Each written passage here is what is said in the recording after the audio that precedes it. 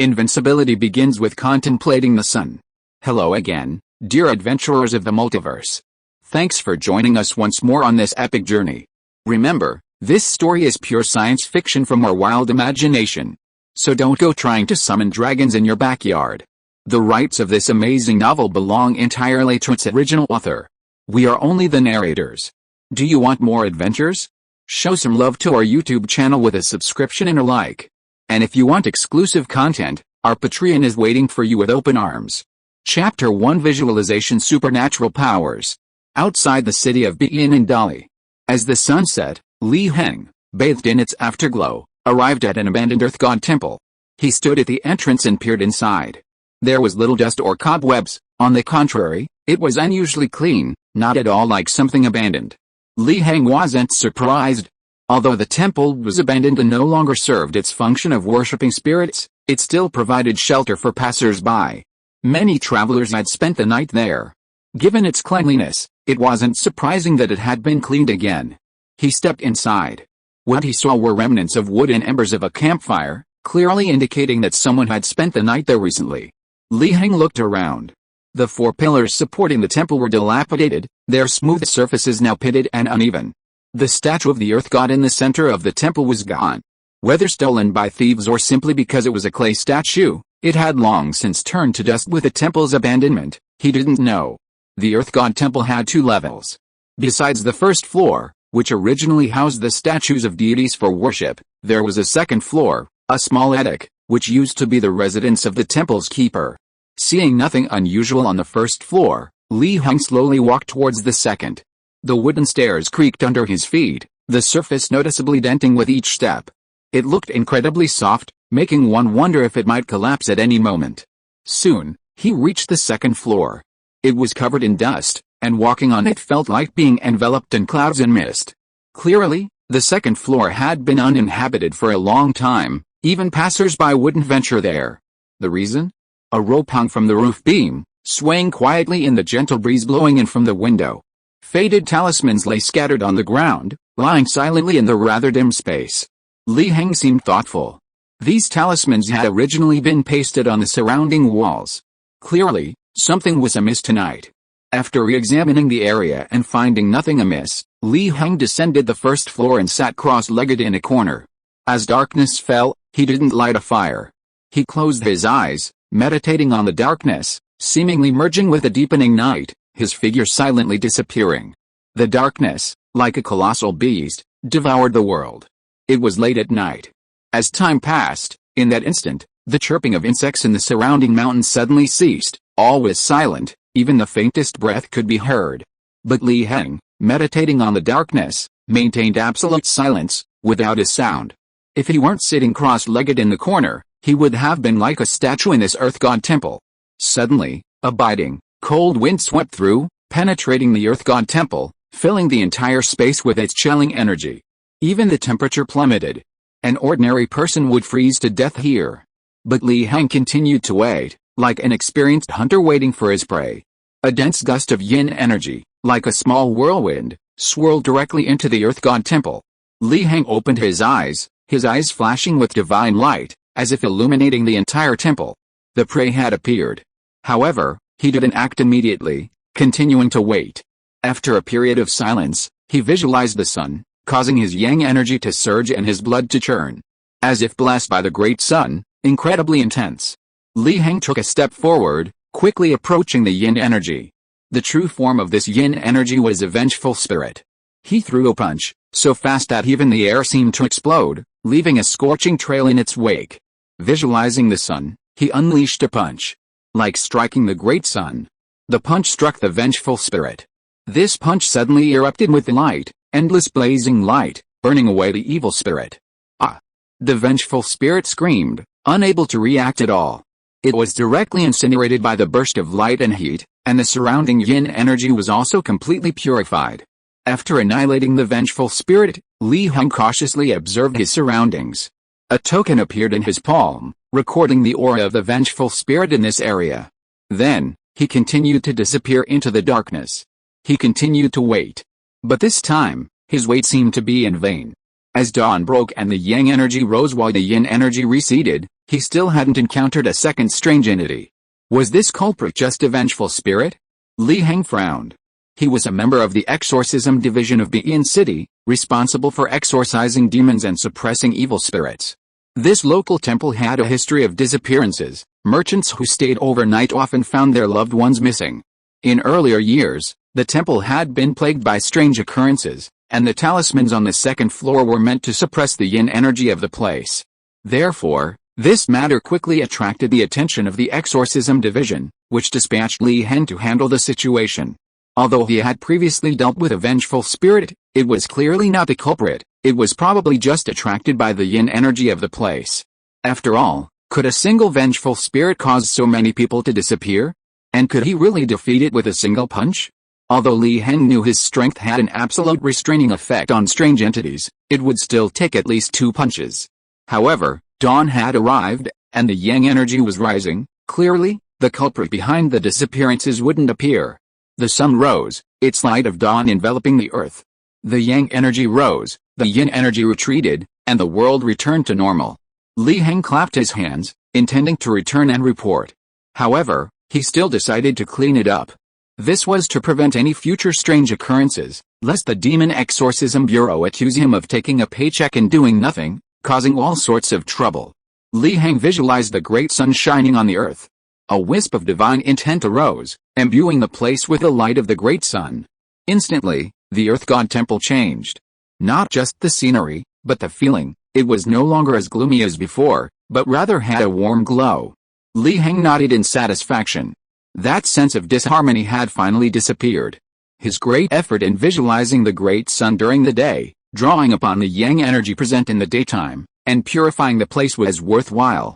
From a game perspective, the Earth God Temple had been given a buff encompassing light, purification, exorcism, and demon repelling. Any evil spirits or strange creatures that step into this place will be suppressed. The weaker ones may even feel as if they are being scorched by the great sun. This is the domineering power of Li Heng's visualization of the true form of the great sun. Of course, this effect will not last forever. But it is still worthy of the salary of the Demon Extermination Bureau. A data panel appeared before Li Heng's eyes. Name, Li Heng Cultivation, Nourishing Yuan Realm Technique, Taiyuan Gong Source Power. 10. This data panel is not a system, but rather something that Li Heng created using his visualization ability to summarize himself. He transmigrated to this world and possessed supernatural powers. Li Heng named it, Visualization. As the name suggests, it is to visualize a certain thing, such as a stone, a river, or the sun.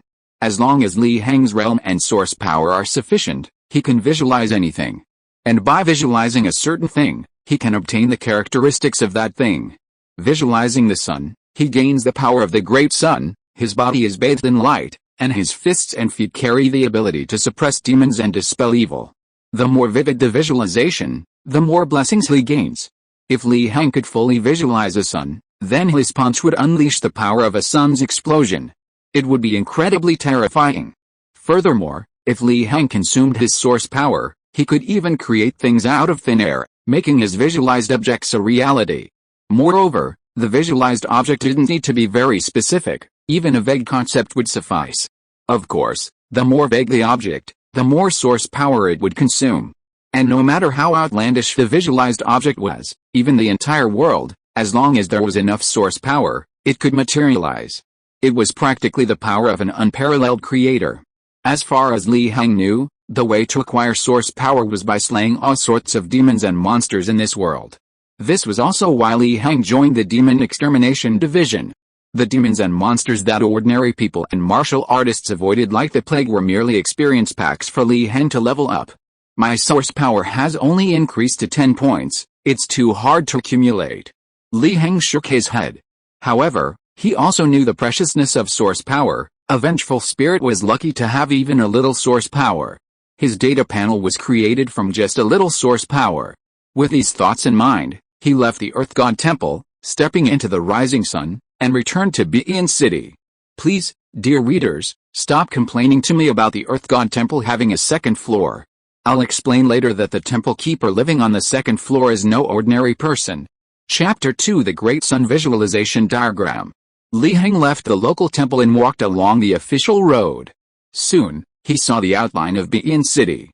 Begin City belonged to Begin County and was an unremarkable county town, at least on the surface.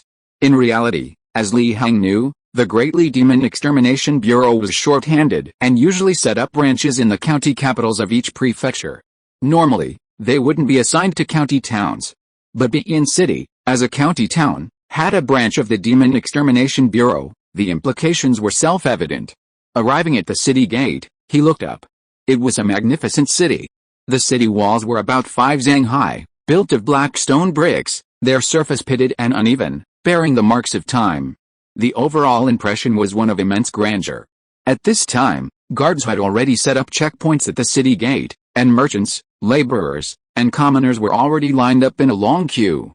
Li Heng was used to this and didn't wait in line. He walked straight into the city gate. "Who is that?" "They just let him walk in," a new guard muttered to the guard next to him. "I advise you not to investigate, kid. That's someone from the Demon Extermination Bureau. You can't make money off someone like that," a very experienced guard said. The new guard immediately shut up, afraid Li Heng would hear him. The Demon Extermination Bureau dealt with all sorts of demons and monsters. In terms of status, they were even slightly above the county government. How could he dare to provoke them? Begin City was divided into inner and outer cities. The outer city comprised 70% of the city, and the inner city 30%. The outer city was mostly inhabited by peddlers and merchants.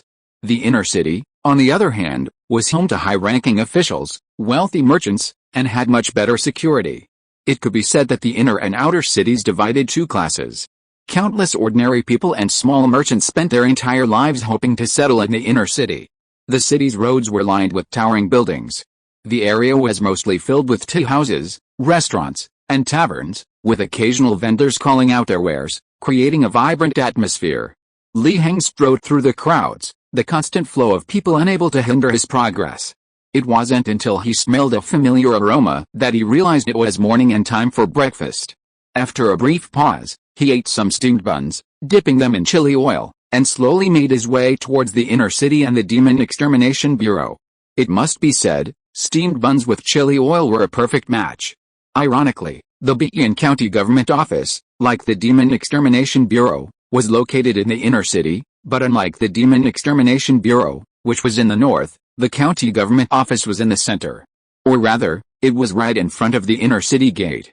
Once inside the inner city, one could see the dilapidated government office. And the inner city wasn't a place for ordinary people. Imagine, standing outside the inner city gate, you could see the county government office, yet you couldn't get in. As for the dilapidated government office, well, officials neglecting to maintain their offices was the norm. Why spend money that's already in your own pocket on repairing the government office? Besides, it's unnecessary. Ordinary people can't even get in. However, this isn't Li Heng's business either. The Demon Extermination Bureau only deals with evil spirits and monsters. Unless the county government is involved in these matters, they can't interfere. They're not part of the same system.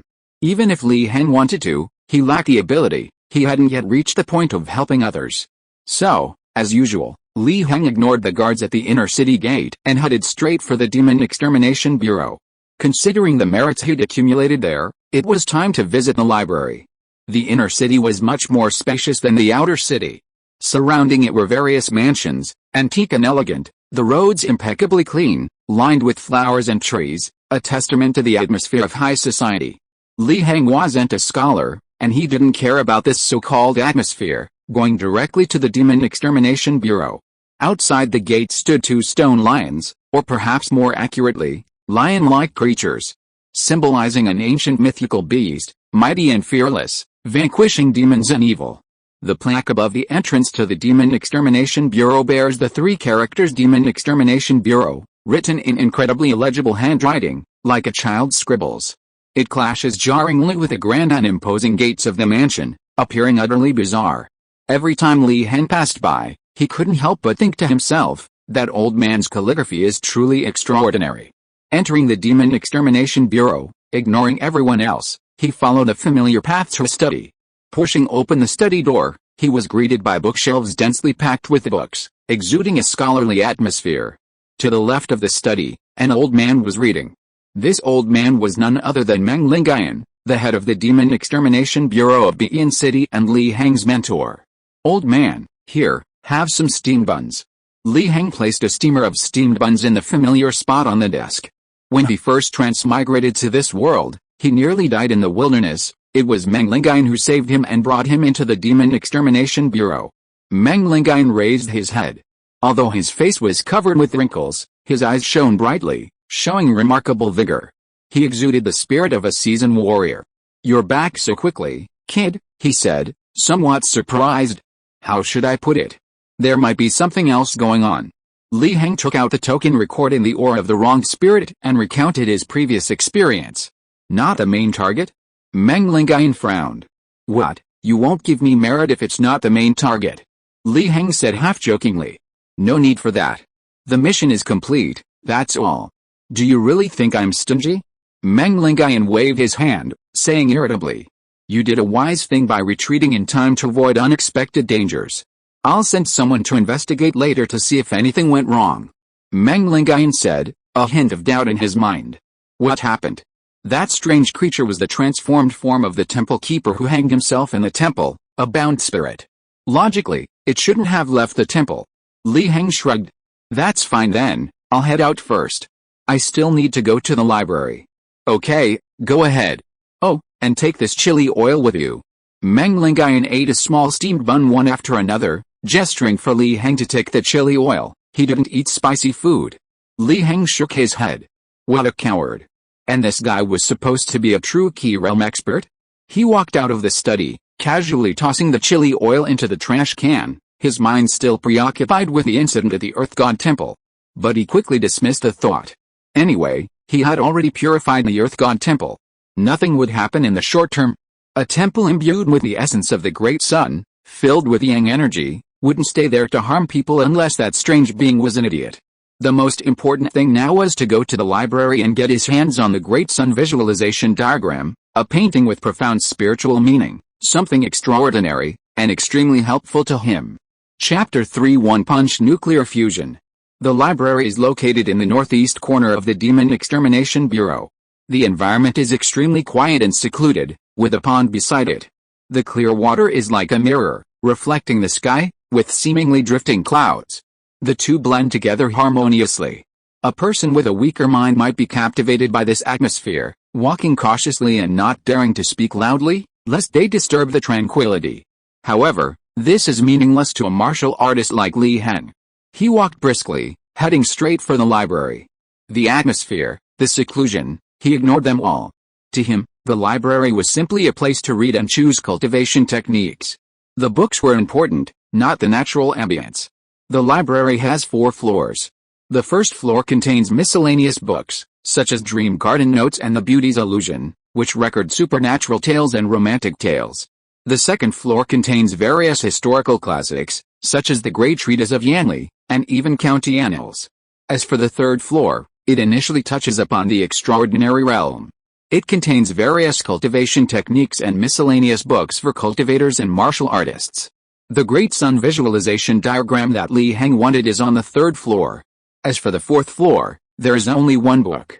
Unfortunately, Li Heng doesn't know the name of that book.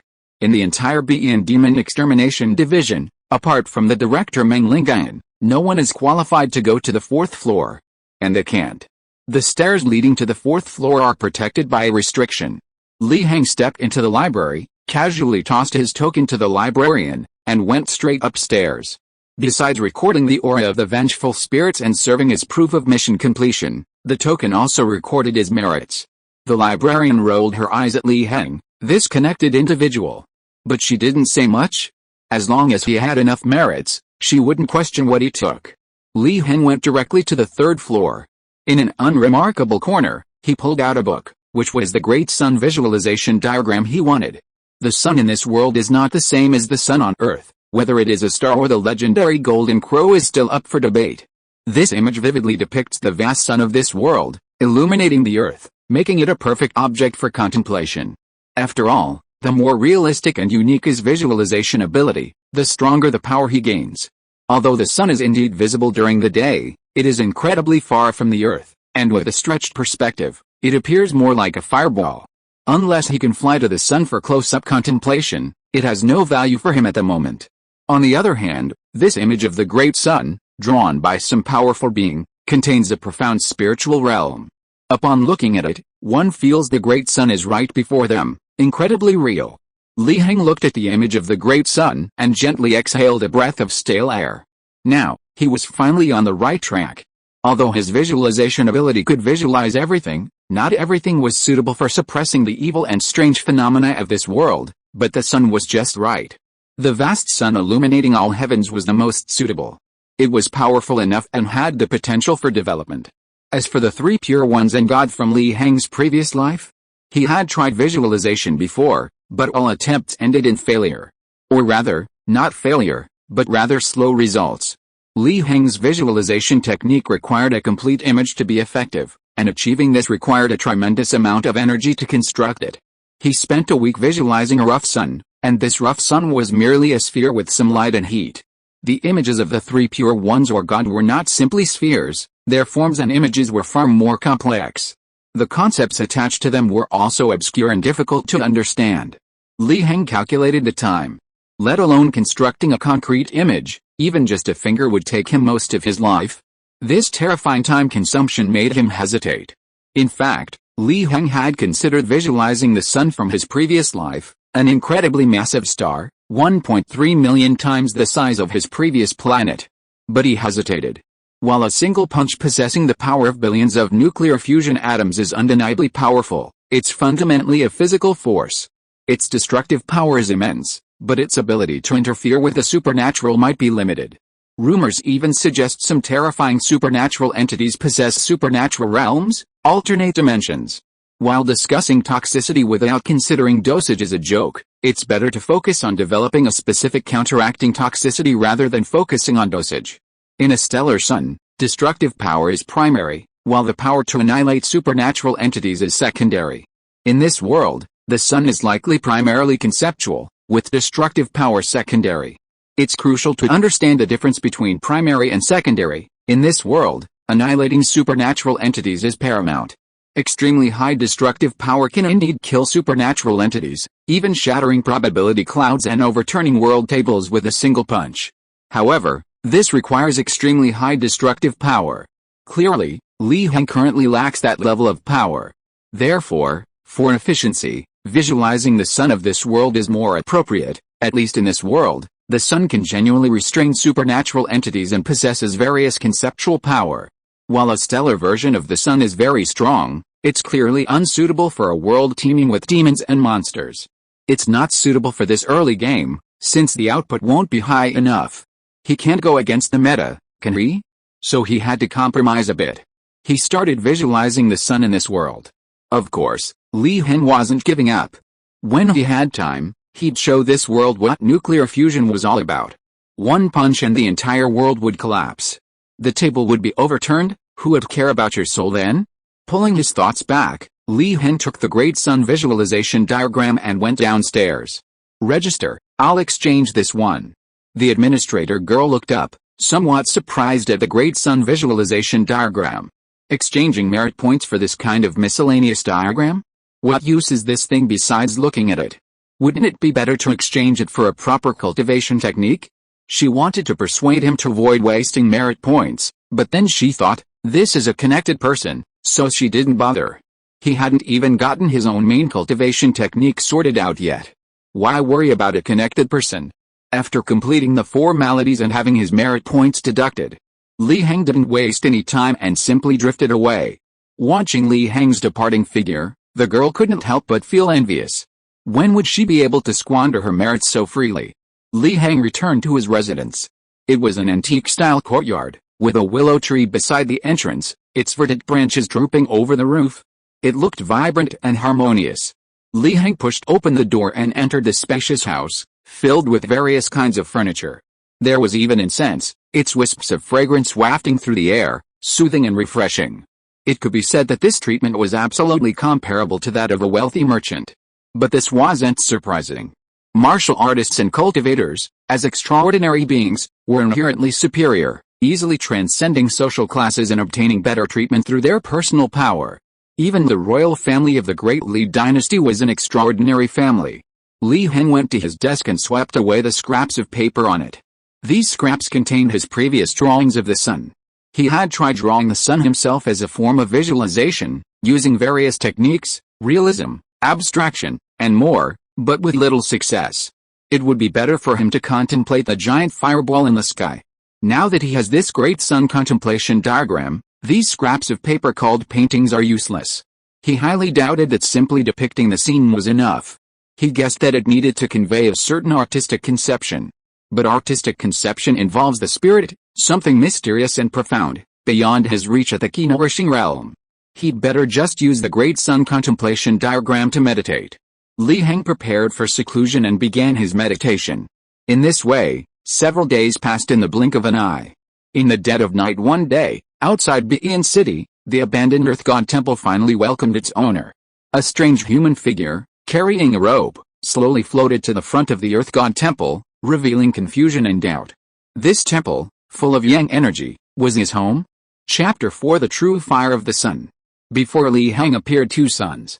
The first sun was depicted in the Great Sun visualization diagram, a vast, high-hanging sun radiating golden light that illuminated the earth. It looked incredibly sacred and solemn. The other was the one he had visualized. A simple sphere, with a little light and heat added, and a concept of vanquishing demons and evil attached. And there it was, a brand new sun formed. Not at all.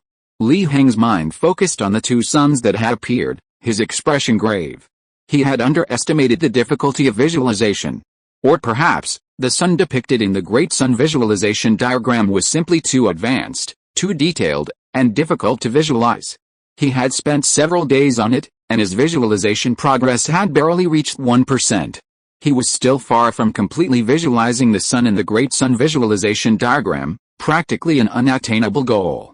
He could feel that the higher he progressed, the more complex the structure became, practically a low-dimensional unfolding of a high-dimensional structure, dazzling and extremely difficult to visualize. It seemed his level of cultivation was too low. Li Heng pondered for a moment, then returned to reality. He shook his head. The Great Sun visualization diagram was right beside him for him to copy, but he still couldn't visualize it. However, he hadn't been without progress these past few days. Even just 1% of the progress in visualization had greatly increased his combat power, far surpassing his previous level. Moreover, with a slight thought, a golden flame rose from his palm, its flickering light radiating a terrifying aura, seemingly distorting the surrounding space. Was this the legendary true sun fire? He guessed, but quickly dismissed it. It was unlikely. The legendary true sun fire, even a single wisp, could scorch the earth for thousands of miles, incinerating everything. His golden flame couldn't compare. Perhaps it was a lower version of the true sun fire? Then, if he could truly visualize the sun in the Great Sun visualization diagram, wouldn't he evolve into the real true sun fire? If he further consumed source energy, he could even manifest the visualized sun into the world.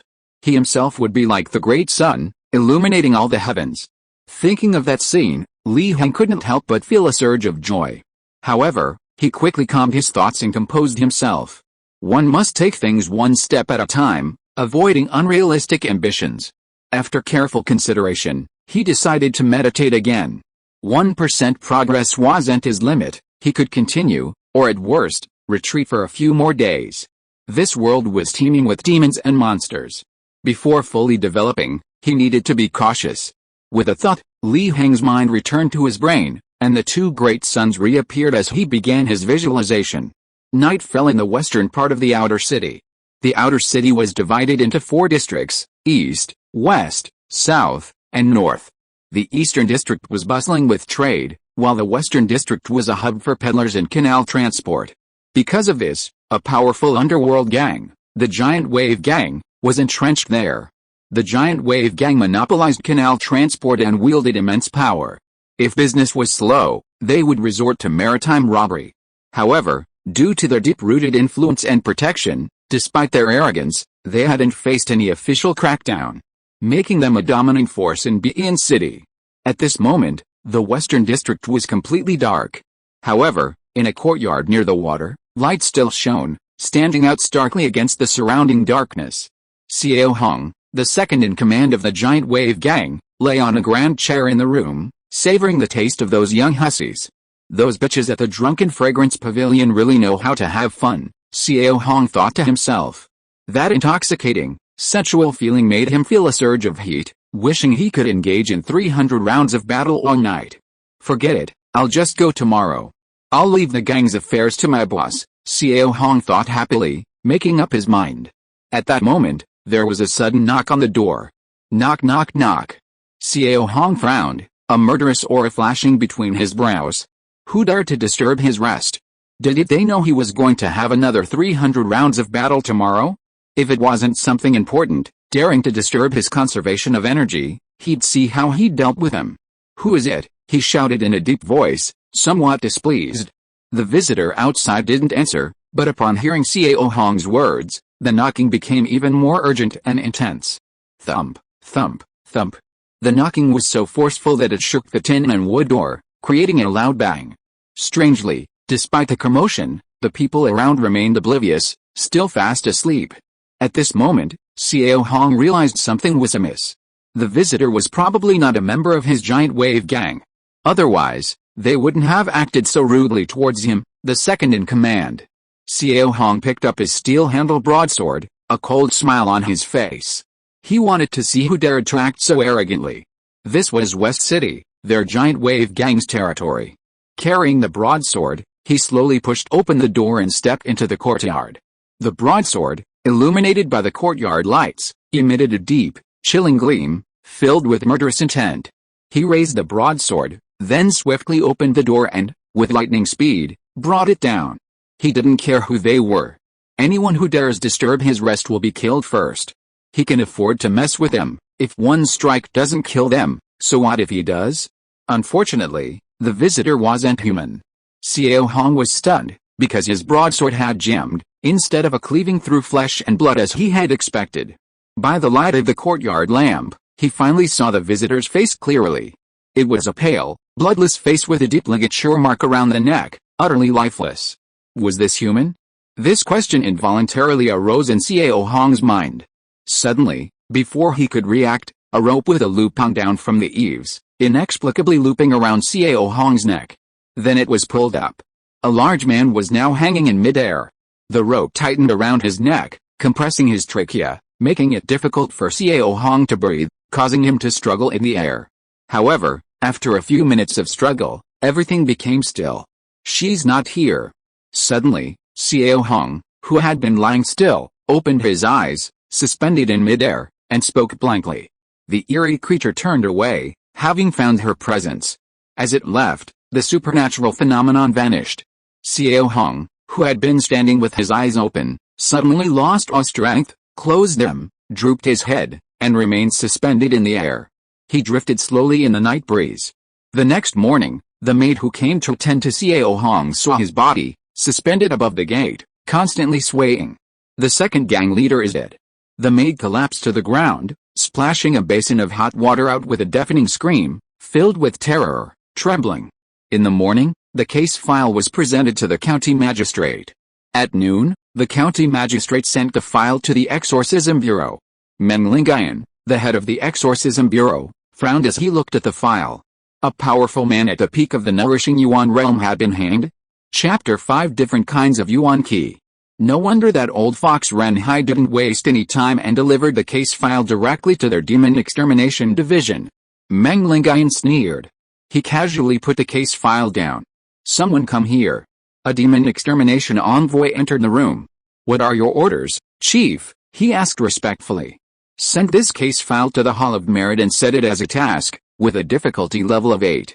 Oh, and raise the merit points. So that old fox Ren Hai won't say we're not doing our job. Also, after this is done, call Meng Hao over and tell him I need to see him. Don't delay. Meng Lingayan stood with his hands behind his back and said calmly. Yes. Watching the case file leave, he felt calm. This case was undoubtedly bizarre, but he didn't care at all. After all, the dead were gang members. The giant wave gang controlled the canal transport and deserved to die. Even if they weren't all dead, he wouldn't care. Let alone a mere second in command of the giant wave gang. If it weren't for the strange occurrences and his duty as a demon-slaying official, he wouldn't have bothered to inquire about it. Meng Lingai looked at Li Heng's residence, his face showing surprise. What was this kid up to? He'd been in seclusion for so long. Thinking of Li Heng, Meng Lingai couldn't help but recall the past. Back then, he was chasing a strange creature when he passed through a deserted village and encountered Li Heng struggling to survive. At that time, he almost mistook Li Heng for some kind of evil spirit and wanted to kill him with a single blow. If the kid hadn't been quick-witted enough to speak up, there probably wouldn't have been any of this. After all, that deserted village used to be a notorious ghost village, until a great figure descended and wiped out the strange creatures within. It had been about a year since then. In just 1 year, he had transformed from an ordinary person who didn't even know martial arts into a martial arts master at the nourishing Yuan realm. This speed. Meng Lingai pondered, and finally came to an assessment, so-so, merely of average talent. In ordinary forces, even in the lowest-ranking gangs, this would be considered top-tier talent. But this is the Demon Extermination Bureau, the strongest violent organization in the Great Li Dynasty, teeming with powerful figures and geniuses, let alone someone with such ordinary talent. Li Heng will eventually fade into obscurity. This kid isn't suitable to inherit his mantle. Fortunately, he had already prepared for this. It can only be said that Li Heng, this variable, should bring him any surprises. He rescued Li Heng and brought him into the Demon Extermination Bureau. He had his own selfish motives. For example, to inherit his mantle, and for his appearance matching his aesthetic, making him a suitable successor. After all, as the head of the Demon Extermination Bureau, how could he simply bring someone into the Demon Extermination Bureau after rescuing them? The Demon Extermination Bureau isn't a place you can just walk into. Meng Lingai pulled himself out of his thoughts and thought of something else. 20 years have passed, another turning point, I need to be prepared, he muttered to himself. At this moment, there was a knock on the door. Come in. He slowly pushed open the door and entered. Before Meng Lingai's eyes stood a handsome young man, holding a paper fan, looking incredibly dashing. This was Meng Lingai's adopted son, Meng Hao. Looking at Meng Hao, Meng Lingai sighed inwardly. Although Meng Hao's talent surpassed Li Heng's, his appearance was slightly inferior. If only the two could complement each other. He thought to himself. Father, what brings you here? Meng Hao asked with a smile. I've told you countless times, this is the Demon Extermination Division, Meng Lingai said calmly, frowning. Meng Hao remained silent for a moment. Then he spoke slowly, appearing extremely respectful. What urgent matter does the director have with me? Meng Lingai nodded authoritatively. You will come with me to the 4th floor of the library. This matter must not be publicized, no one is allowed to know, understand? He instructed Meng Hao, making him overjoyed. Meng Hao was excited. Could it be that ancient text? After so long, had he finally gained the right? The two quickly arrived at the library, skipping the deserted 1st floor and heading straight to the 4th. 2 or 3 more days passed. Li Heng's progress in visualizing the sun had reached 5%, and his cultivation level had risen accordingly. He had only recently broken through to the nourishing Yuan realm, but now he had reached its peak. Li Heng even felt that if he wanted, he could break through that seemingly intangible barrier at any time, directly advancing to foundation establishment and stepping towards true transcendence. However, he chose to pause for now. The nourishing Yuan realm requires nurturing Yuan Qi, which can be either internal or external. Nurturing internal Yuan Qi ensures a complete and abundant spirit and energy. This is the path most people take. However, some geniuses and lucky ones have the ability or opportunity to obtain exotic Yuan Qi from the outside world. For example, King Fang Yuan Qi, Zhuan Tu Yuan Qi, Tianqing Yuan Qi, Taiyang Yuan Qi, Taiyin Yuan Qi, and so on. These Yuan Qi are scattered throughout the world, nurtured in various spiritual places, obtaining even one is a great opportunity. By refining these exotic energies into his body, his own energies could acquire their power. For example, the blazing heat of the sun or the chilling cold of the moon. This would more than triple his combat strength. It could even lay the foundation for his future path, practically guaranteeing him a place in the true Qi realm and a grandmaster. This was precisely Li Heng's plan. Of course, he didn't have such an opportunity, nor did he know the location where these exotic energies were nurtured. However, he possessed the visualization technique.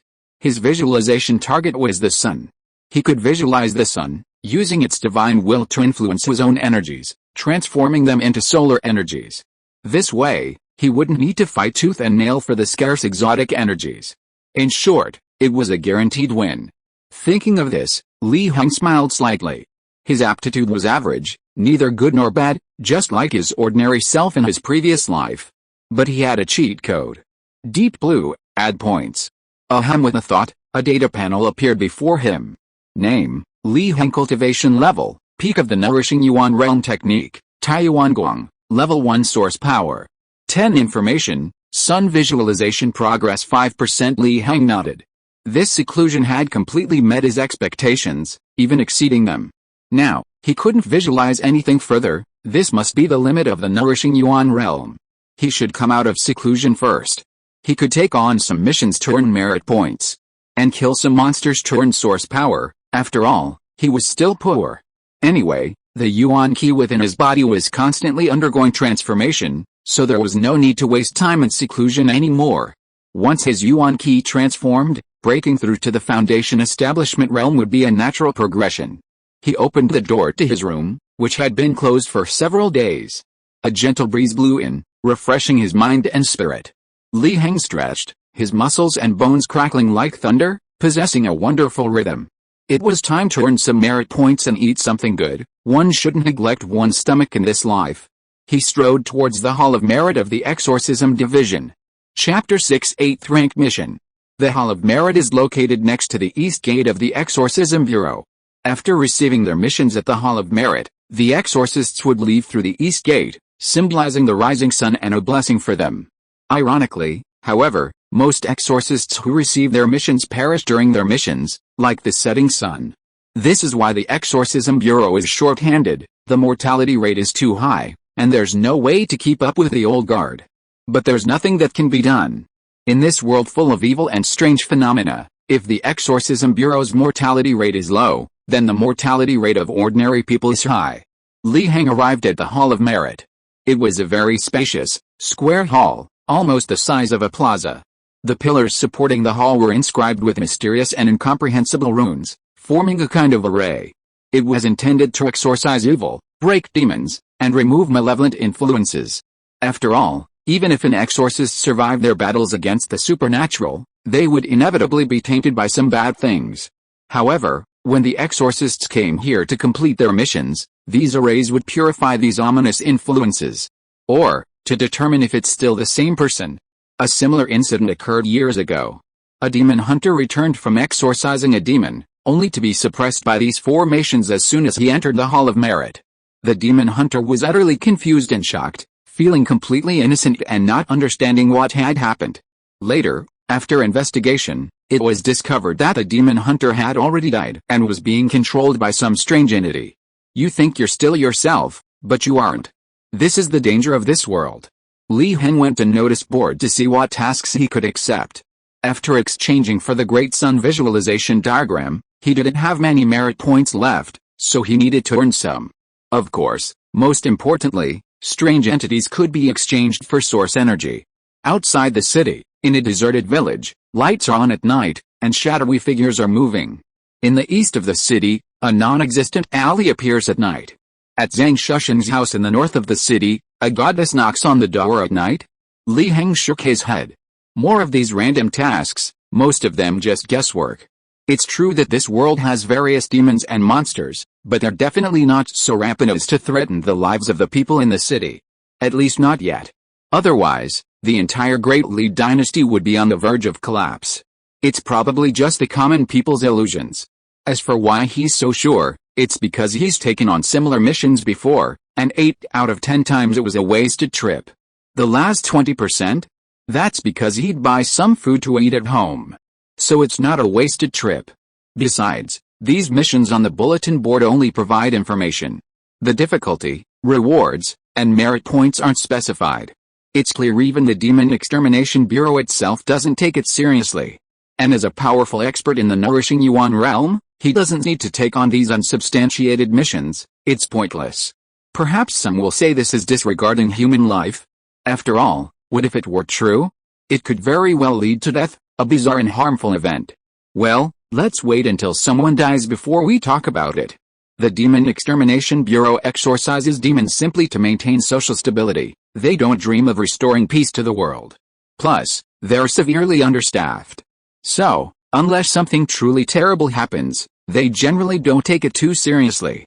After all, demon exorcists aren't police officers. I'm not here to uphold justice. This mission is. Heng frowned, noticing a mission posted on the corner of the bulletin board. Second leader of the West City Giant Wave Gang murdered? Silently hanged from the gate? Difficulty level 8, 1000 merit points? He looked at the information with an intrigued expression. 1000 merit points?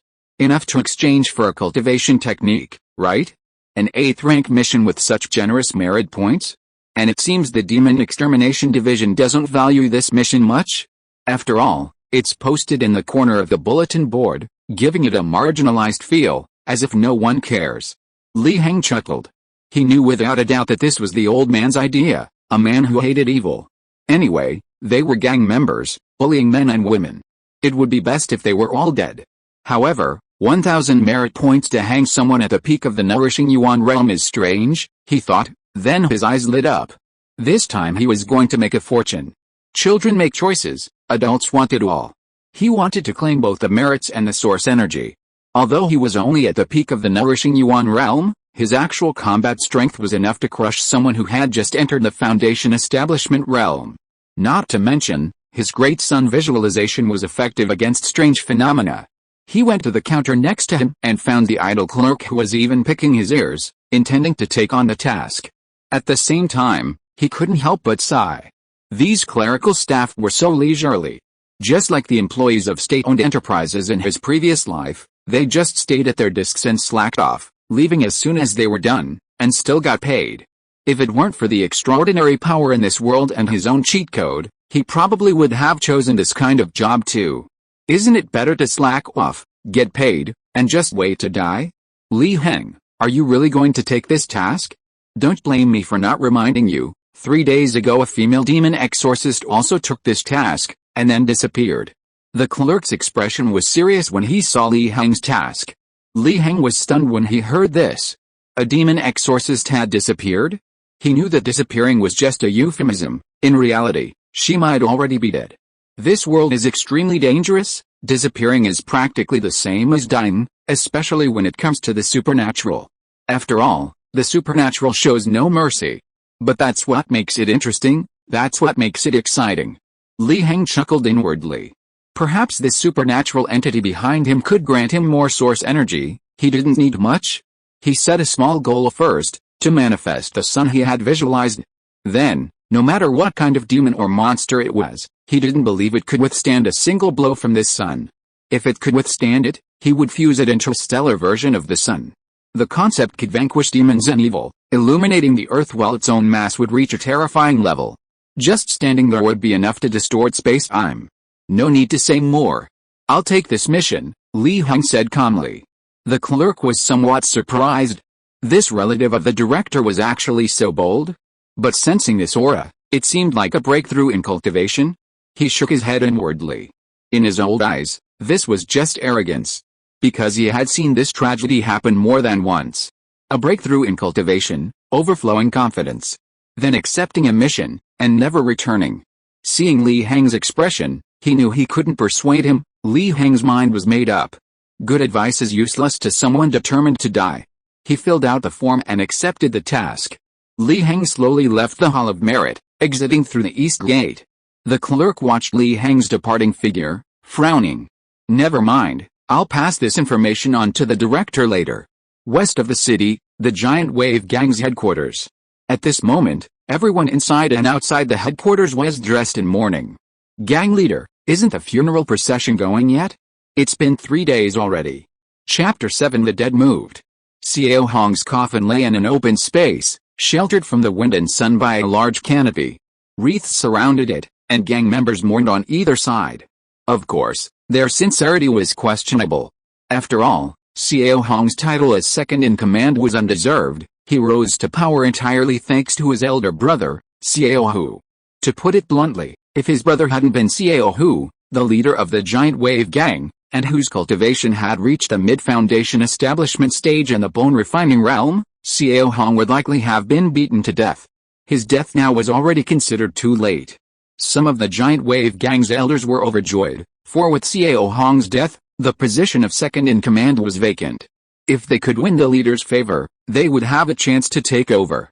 Therefore, these elders mourned even more fervently, their eyes red and almost weeping. Chief, as the saying goes, funerals are held on the 3rd, 5th, and 7th days. It's been 3 days now, the best time. Wu Yuang, Xiao Hu's confidant and the giant wave gang's strategist, spoke slowly and cautiously. He hadn't wanted to speak up. After all, even if Xiao Hong was useless, he was still Xiao Hu's brother, and Xiao Hu usually valued him highly.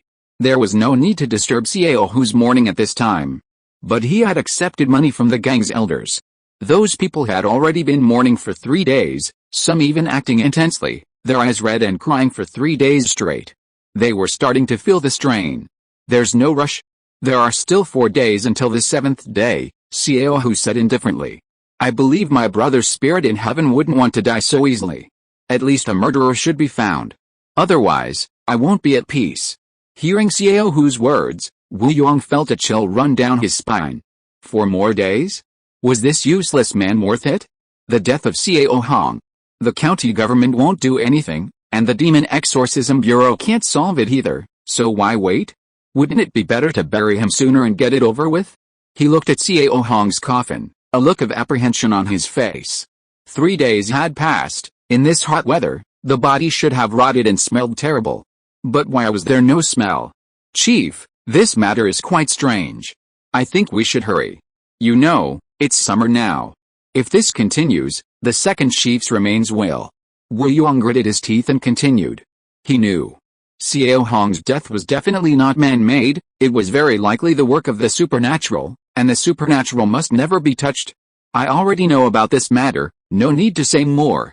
Xiao Hu said coldly, looking at Wu Yuang with an icy expression, which immediately silenced Wu Yuang.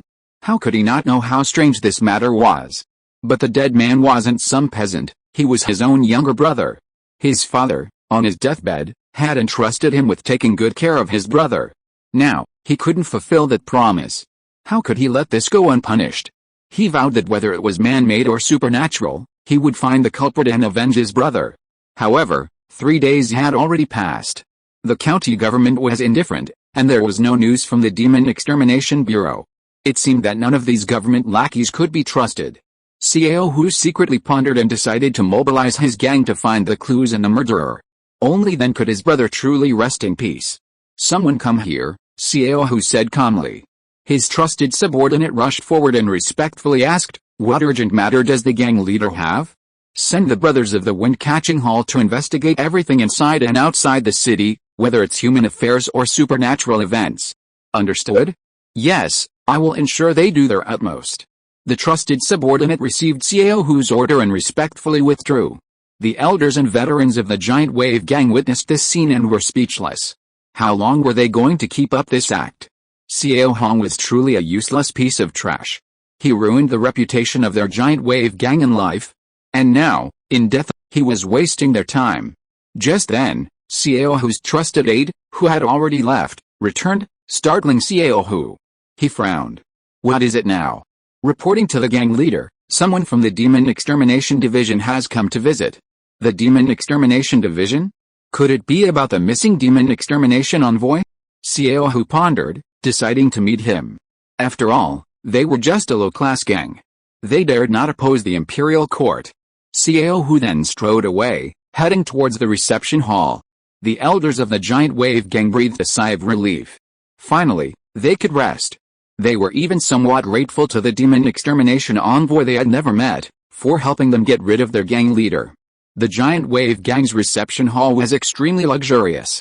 4 landscape paintings hung on either side, surrounded by exquisite porcelain, a dazzling display.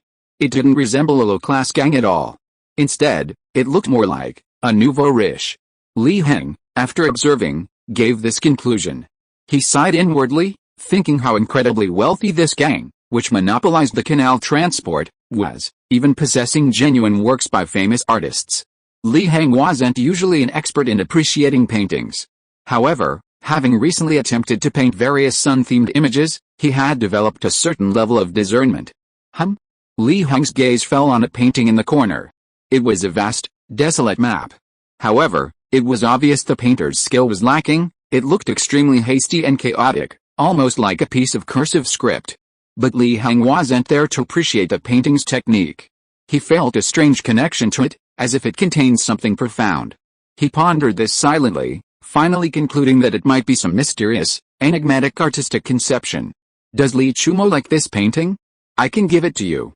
Before seeing him, he heard his voice. Li Heng turned to look at the doorway and saw an incredibly burly man stride into the reception hall. This must be Xiao Hu, the leader of the giant wave gang. I dare not accept the title of demon exterminator. I am but a lowly demon exterminator, Li Heng said calmly, offering a cupped hand salute.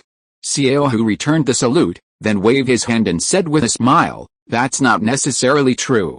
The demon exterminator division is full of hidden talents. Perhaps Li the demon exterminator is one of those dragons?" Though he said this, he was secretly disappointed. Just a peak stage nourishing Yuan realm cultivator? The female demon exterminator who disappeared was also at the peak of the nourishing Yuan realm. What use was sending another nourishing Yuan realm cultivator? Just another suicide mission? What was the demon exterminator division thinking? Xiao Hu hadn't expected that the demon exterminator division simply didn't take it seriously, only setting the mission at the 8th rank. Naturally, no powerful demon exterminator was willing to accept it. Li Heng chuckled inwardly, about to speak. At this moment, a figure stumbled in from outside the door, seemingly drunk. The figure's eyes lit up upon seeing Xiao Hu. Then he hurriedly shouted, "Oh no! The second chief has made his move." If you are listening to this novel on a channel other than Fanfic World, it means it was downloaded and re-uploaded without effort. We warmly invite you to visit our channel, Fanfic World. There you will find the original version of this story and many other novels of various genres. We look forward to seeing you dive into a world of incredible novels. Chapter 8 Bizarre Infection. Second gang leader? That dead Xiao Hong? Li Heng raised an eyebrow, somewhat surprised. But can a dead person move? Perhaps he was infected by the residual supernatural power of the eerie entity, becoming its appendage. There's an idiom, to act as an accomplice to tiger, which describes this perfectly. A powerful eerie entity can do just that. It moved?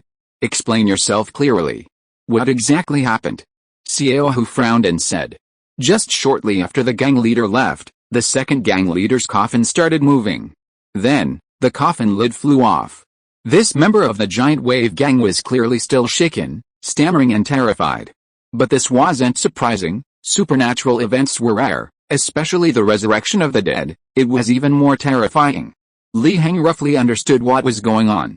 Most likely, after Xiao Hong died, he had become an appendage of that eerie entity. However, Xiao Hu, a Foundation establishment cultivator, had been staying there for the past few days, suppressing the supernatural power. Now that Xiao Hu had left, the supernatural power that had accumulated for 3 days erupted. This turned Xiao Hong into a walking corpse. Chief Xiao, I must warn you, the dead, when infected by this strange power, might become even stronger than before they were alive. At this moment, Li Heng whispered a warning in his ear. Not good. Xiao Hu's expression changed drastically. He disregarded the presence of Li Heng, a distinguished guest, and immediately used his movement technique to flee. Li Heng watched Xiao Hu leave, a smile on his face. This was a case of those who do many evil deeds inevitably perish.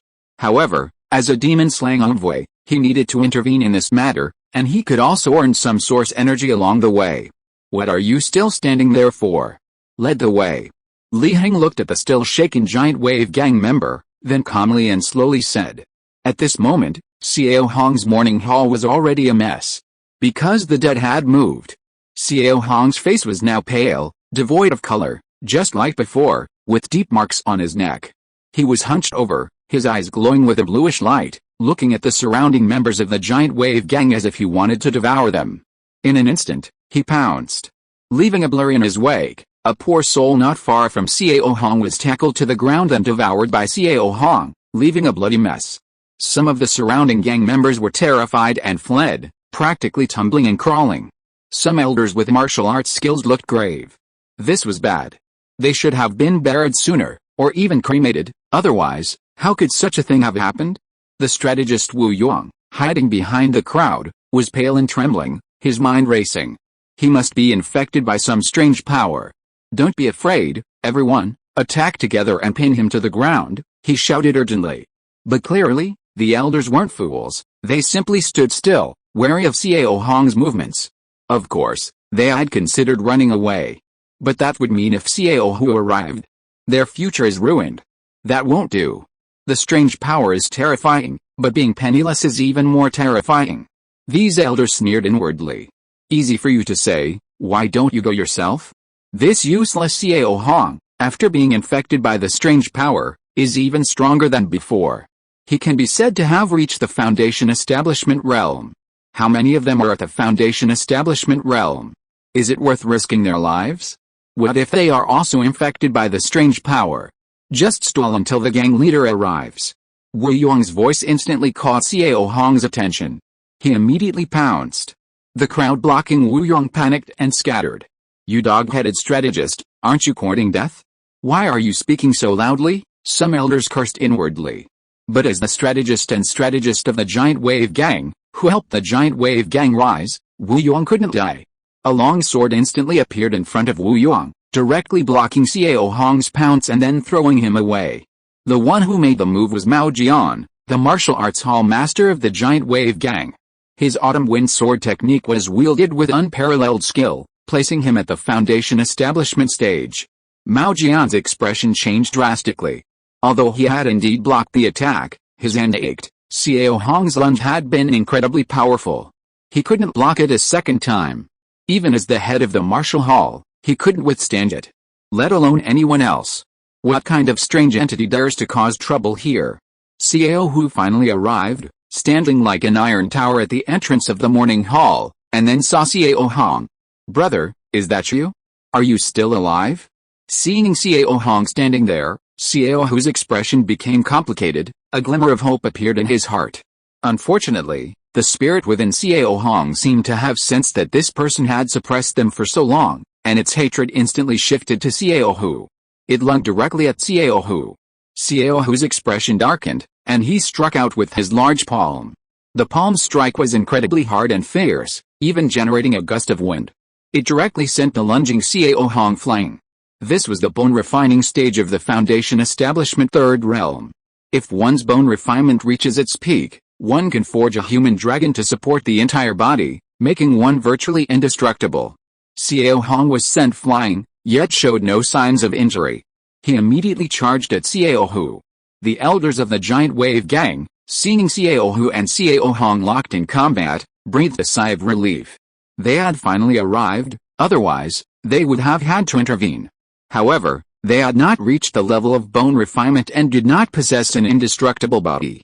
If they were scratched, they might be infected by the strange power and turn into something like Xiao Hong. Therefore, they preferred to use ordinary gang members as cannon fodder, using human lives to buy time.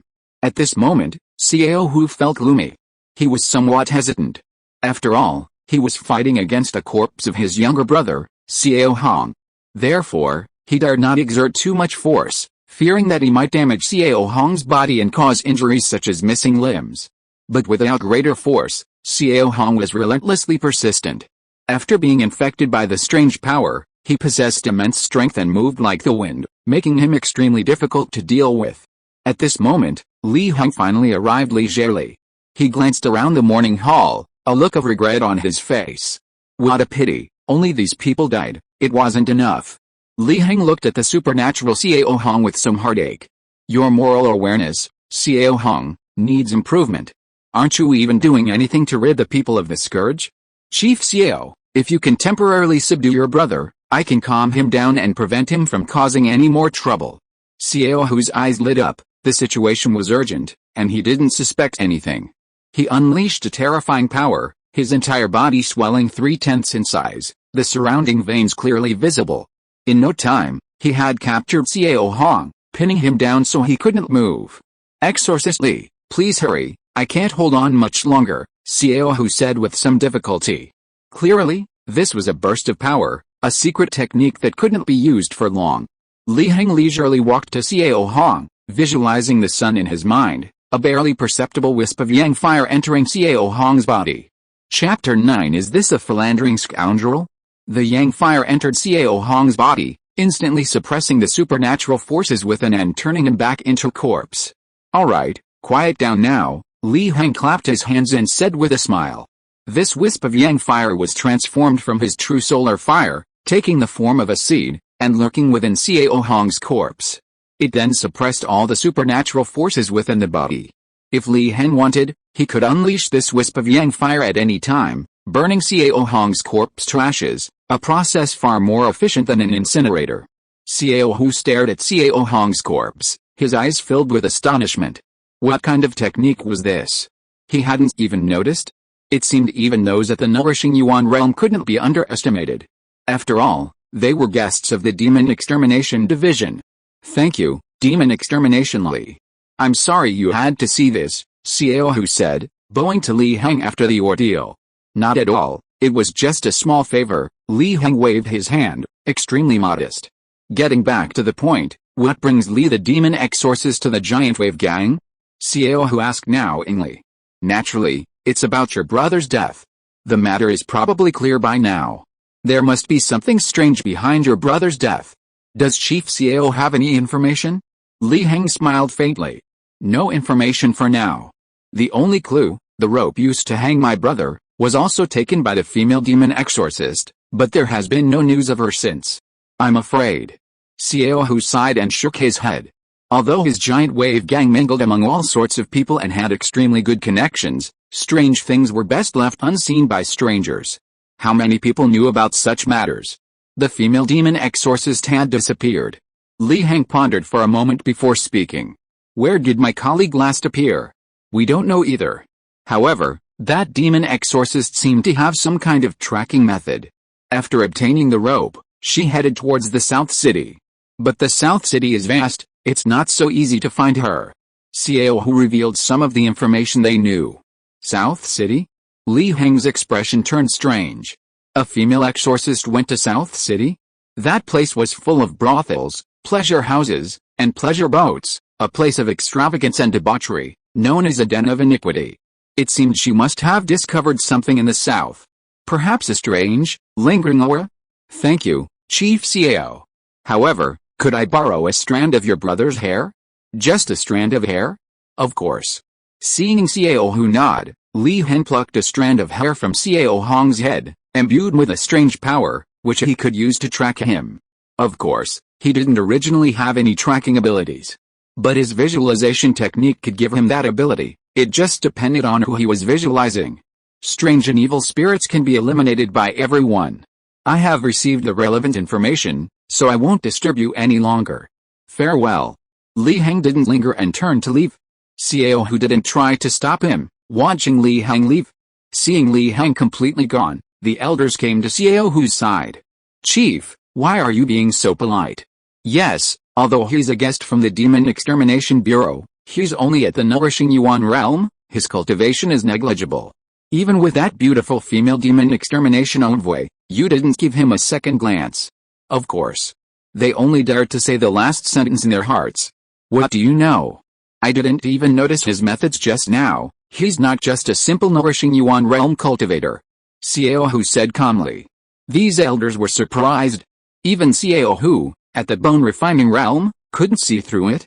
Could it be the methods of a blood exchange realm martial saint? Go back. Quickly have your men search for information. In the South City, strange occurrences are a priority. I want to find the murderer within 4 days. Xiao Hu was furious, clenching his fists. Whether the real culprit was human or a monster, he would tear him to pieces. In his eyes, Li Heng was unreliable. Even if he had some mysterious methods, or rather, life-saving trump cards, he was ultimately only at the nourishing Yuan realm. It's highly likely that, like the female demon slayer before her, she will never return, vanishing without a trace. South City. As the name suggests, it's located south of North City. The Tongshan River flows through South City and West City, supporting the gangs and peddlers of West City, and also the numerous boats of all sizes on South City. Of course, these aren't proper boats, they are pleasure boats, engaging in prostitution. Every evening at sunset, they are brightly lit. The prostitutes, dressed in their finest attire, sit and wait for customers, either singing their folk songs or calling out for passengers. Of course, it's daytime now, and these girls need to rest. Therefore, the pleasure boats on the Tongshan River appear somewhat deserted at this time. Li Heng sat on the third floor of the drunken immortal residence, gazing at the Tongshan River and the pleasure boats in the distance, lost in thought. He had just visualized the howling celestial dog, temporarily gaining the ability to track, but because it was only a temporary visualization, this ability was weak and could only be used sparingly. Furthermore, it was daytime, and the yang energy was rising, weakening the strange power. It had only tracked the strange creature to the Tongshan River in the south of the city before being blocked by the moisture, making it impossible to pinpoint its location. Li Heng guessed that the strange creature might be hiding in one of the pleasure boats on the Tongshan River. A strange expression crossed his face. Could this strange creature also be a philanderer? It seemed he would have to wait until nightfall when the yin energy rose. Li Heng sighed inwardly. This mission was truly troublesome. However, he didn't mind. Even at nightfall, his combat power wouldn't decrease much. He could still unleash the might of the great sun, the power of the true fire of the sun. At worst, he could simply visualize darkness and fight the strange creature to see who would be the king of darkness. Ahem. Li Heng withdrew his childish thoughts and shifted his attention to the various dishes before him. Braised beef, braised pork knuckle, 8 treasure smoked chicken, crispy ribs, and steamed lamb were all kinds of hearty dishes. Of course, for Li Heng, these were just okay, not too strenuous. As a cultivator, eating these was easy. As the saying goes, in the beginning of cultivation, eating is of utmost importance. There's also the concept of refining essence into qi. The more one eats, the more essence and qi is transformed, which greatly benefits Li Heng's spleen and stomach, so there's no need to worry about indigestion. He ate until nightfall. The waiter beside him, looking at the piled-up dishes, couldn't help but feel terrified. This appetite was terrifying. One person eating the equivalent of 10 people? More than that, right? He even doubted whether this customer had the money to pay. Of course, his thoughts were unnecessary, because when Li Heng pulled out his gleaming silver, the waiter only hoped that the customer would eat even more. Li Heng wanted to continue eating. However, it was already dark, and time was running out. He had only eaten about 7/10 full. He focused his mind on the gluttonous image, rapidly transforming the food he ate into qi and blood, storing it away. Tonight was likely to be a tough battle. It was better to be prepared. Li Heng left the drunken immortal residence and headed towards the Tongshan River. Chapter 10 Drunken Fragrance Pavilion. As the sun set, guests thronged the river, pleasure boats sang and played music, and the Tongshan River was ablaze with lights. Rows of pleasure boats drifted on the river, accompanied by whispered words of pleasure, creating a decadent atmosphere. Li Heng, however, was uninterested. It wasn't that he was a cold-hearted monk, but rather that this world was far too strange and dangerous. He had no desire to indulge in debauchery. As the saying goes, with no woman in one's heart, one's sword is naturally divine. He would consider such matters once he had sufficient strength to stand firm in this world. He went to the banks of the Tongshan River and randomly chose a boatman.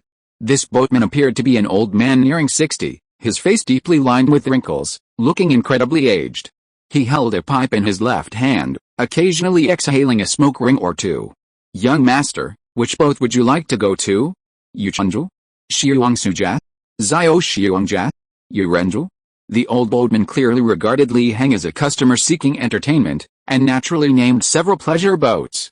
Li Heng chuckled inwardly. These pleasure boats were truly amusing. They were clearly boats, yet they used names like Chu, Jet, and Lu. Were they trying to compete with the brothels in the city? He didn't intend to argue with the old boatman, and directly pointed ahead to an incredibly large pleasure boat, almost as tall as a 3- or 4-story building. "Where is that?" The old boatman looked in the direction Li Heng was pointing, and suddenly realized, "Young master, that's Zui Xiang Lu. That's one of the few pleasure boats that dares to use the word Lu in its name. Its influence even surpasses many brothels in the city. Don't you know, young master?" Li Heng smiled slightly, but didn't answer. He simply said, "Then let's go to Zui Xiang Lu." The old boatman wisely shut his mouth. Naturally, if this young master, this guest, didn't want to talk about it, he wouldn't pry. That was his philosophy of survival. Those who know too much often die. On the way to the Drunken Fragrance Pavilion, The old boatman told him about it, with rather lewd details. For example, drunken referred to the alluring beauty of the women, and fragrant to the intoxicating scent of the women on the pleasure boats. Every movement was graceful and captivating. Li Heng sighed inwardly. How could he put it? Was this the evil feudal society? The poor were destitute, while the rich indulged in pleasure. The old boatman's descriptions of the games opened his eyes, making him feel like he was seeing a new world. Everyone exclaimed in amazement, so this is how it works. Keep in mind, this was all hearsay from the old boatman, just a few words casually mentioned by his guests. To experience it firsthand would be incredibly thrilling and ecstatic. Although Li Heng felt a boatman must have been there, after all, he was only 60 and still quite vigorous. As he approached the drunken fragrance pavilion, the lute sounds grew fainter. Li Heng remained unfazed, listening intently. He was sensing his surroundings. In his perception, he was getting closer and closer to the eerie place. He had arrived at the drunken fragrance pavilion's pleasure boat. He paid the old boatman's fare. Boatman, leave quickly, don't linger. The old boatman sensed something amiss in his words, and out of the corner of his eye, he caught a glimpse of a pattern on Li Heng's body. His pupils instantly contracted. Without even a word of thanks, he took the money and hurriedly sailed away. He had seen this pattern before. 3 days ago, a woman had come to the drunken fragrance pavilion and hadn't been seen since. He had assumed she was a prostitute, coming to the pavilion to sell herself, and had felt sorry for her at the time. Now, things seemed strange. The old boatman hadn't recognized a pattern as belonging to the Demon Exorcism Bureau. But 60 years of experience gave him a strong sense of danger. Li Heng looked at the pleasure boat, a place of romance and debauchery, and stepped forward. On the 4th floor of the drunken fragrance pavilion, at the rooftop, lies a woman's boudoir. A thin veil veils the entrance, allowing glimpses of a captivating and alluring figure. If it weren't for the arrival of an uninvited guest, there would be 3 people inside. Or perhaps 3 things? Wang Lang, I never imagined that 20 years later you would still exist, and even become a monster seeking revenge. A seductive voice echoed within the boudoir. A woman sat on the bed, draped in red, her long, jade-like neck exposed, her long, shapely legs bare. Her eyes held a mixture of laughter, charm, and allure, shrouded in mist, radiating a seductive aura, her small lips slightly upturned. The woman continued, actually, I didn't want it to be like this. But your Wang family's bloodline is so strong. How could I stimulate your bloodline without making love to someone else in front of Wang Lang? And then extract Wang Lang's divine power? The woman stood up, her seductive gaze fixed on the monster, or perhaps the former temple keeper, who was now imprisoned in place. The monster that had killed Xiao Hong was trapped by the light of the bagua mirror above the roof, unable to move. It revealed a ferocious expression unbecoming of a monster, filled with rage, its muddled mind driving it to scream madly. Damn, bitch. Having finally managed to utter this curse, the woman smiled. Bitch? Yes, I am a bitch. In the past 20 years, I've had countless pleasures with men. So you're truly pitiful, not completely dead, and still aware of this reality. The woman sighed, her smile full of emotion. Perhaps I should have realized sooner that you still possessed the power of the Wang family, and given the passage of 20 years, at this critical juncture, you were indeed qualified to transform into a monster. Unfortunately, you were far too reckless. No, as a monster, how could you have a brain? It's not reckless. The woman turned to look at the woman beside her. Or perhaps, an appendage of this temple keeper monster? Pale-faced, with deep marks on her neck, utterly lifeless, wearing the uniform of an exorcist. Sigh, what a beautiful girl, and you killed her like that. You've really gotten yourself into big trouble, daring to kill someone from the Demon Exorcism Bureau. Well, you'll have to be the compensation. The woman shook her head, sighing. You possessed divine power in life, which I couldn't control, but now that you've become a monster, I can manipulate you at will. With that, her alluring lotus feet stepped directly onto the monster's head, and runes lit up, imprinting themselves on the monster's head, forming a large slave character. In life, you were my tool, in death, you'll be my dog. This is a fortune many people crave but can't attain. The woman sighed, unable to suppress a gleeful groan. 20 years ago, she had gained immense benefits. And now she unexpectedly received a useful tool for free. Heaven was truly favoring Sheng Wenyan. An outsider has broken in? Suddenly, Shang Wenyan frowned, seemingly sensing something. She cursed inwardly, knowing trouble was coming. Since you caused this trouble, you'd better deal with it yourself. Shang Wenyan gave the temple keeper a strange order. Chapter 11 Terrifying Ghost Realm.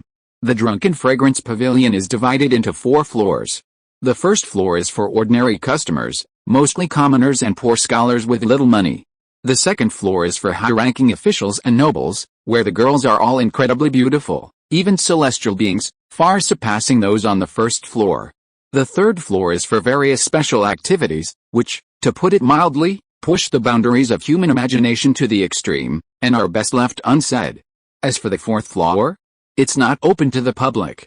That's the Drunken Fragrance Pavilion's explanation, anyway. Li Heng entered the first floor and saw a very spacious hall. The women, dressed in flamboyant attire, greeted customers with smiles that almost overflowed.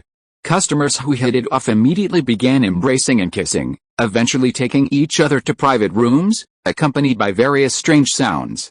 It was quite direct. Li Heng couldn't help but shake his head. The first floor was utterly lacking in romance. Such directness was no different from that of animals. It seemed even in this aspect, there was a class distinction. He wasn't wearing his demon-slaying uniform at the moment, but had changed into everyday clothes. Wearing a dark satin robe with silver open-work hibiscus trim peeking out from the inside, a jade belt cinched his waist, and he held an ivory folding fan, resembling a refined gentleman amidst the turbid world. "Young master, which lady have you taken a fancy to? Or perhaps you wish to go upstairs to meet our Drunken Fragrance Pavilion's most sought-after courtesan, Miss Ruyan," a pimp approached respectfully. Although Li Heng was dressed casually, and his robes lacked the protective qualities of an exorcist's uniform, they were still beyond the means of ordinary people.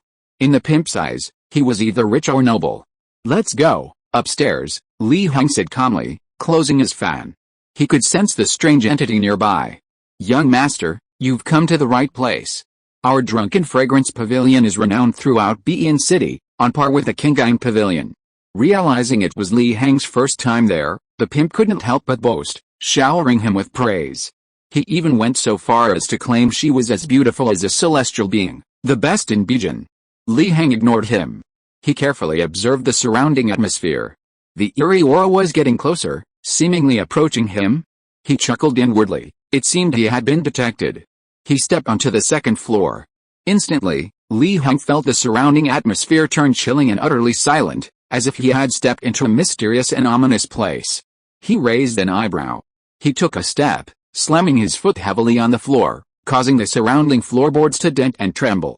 If he stepped on it again, it would probably create a large hole, sending him plummeting to the first floor.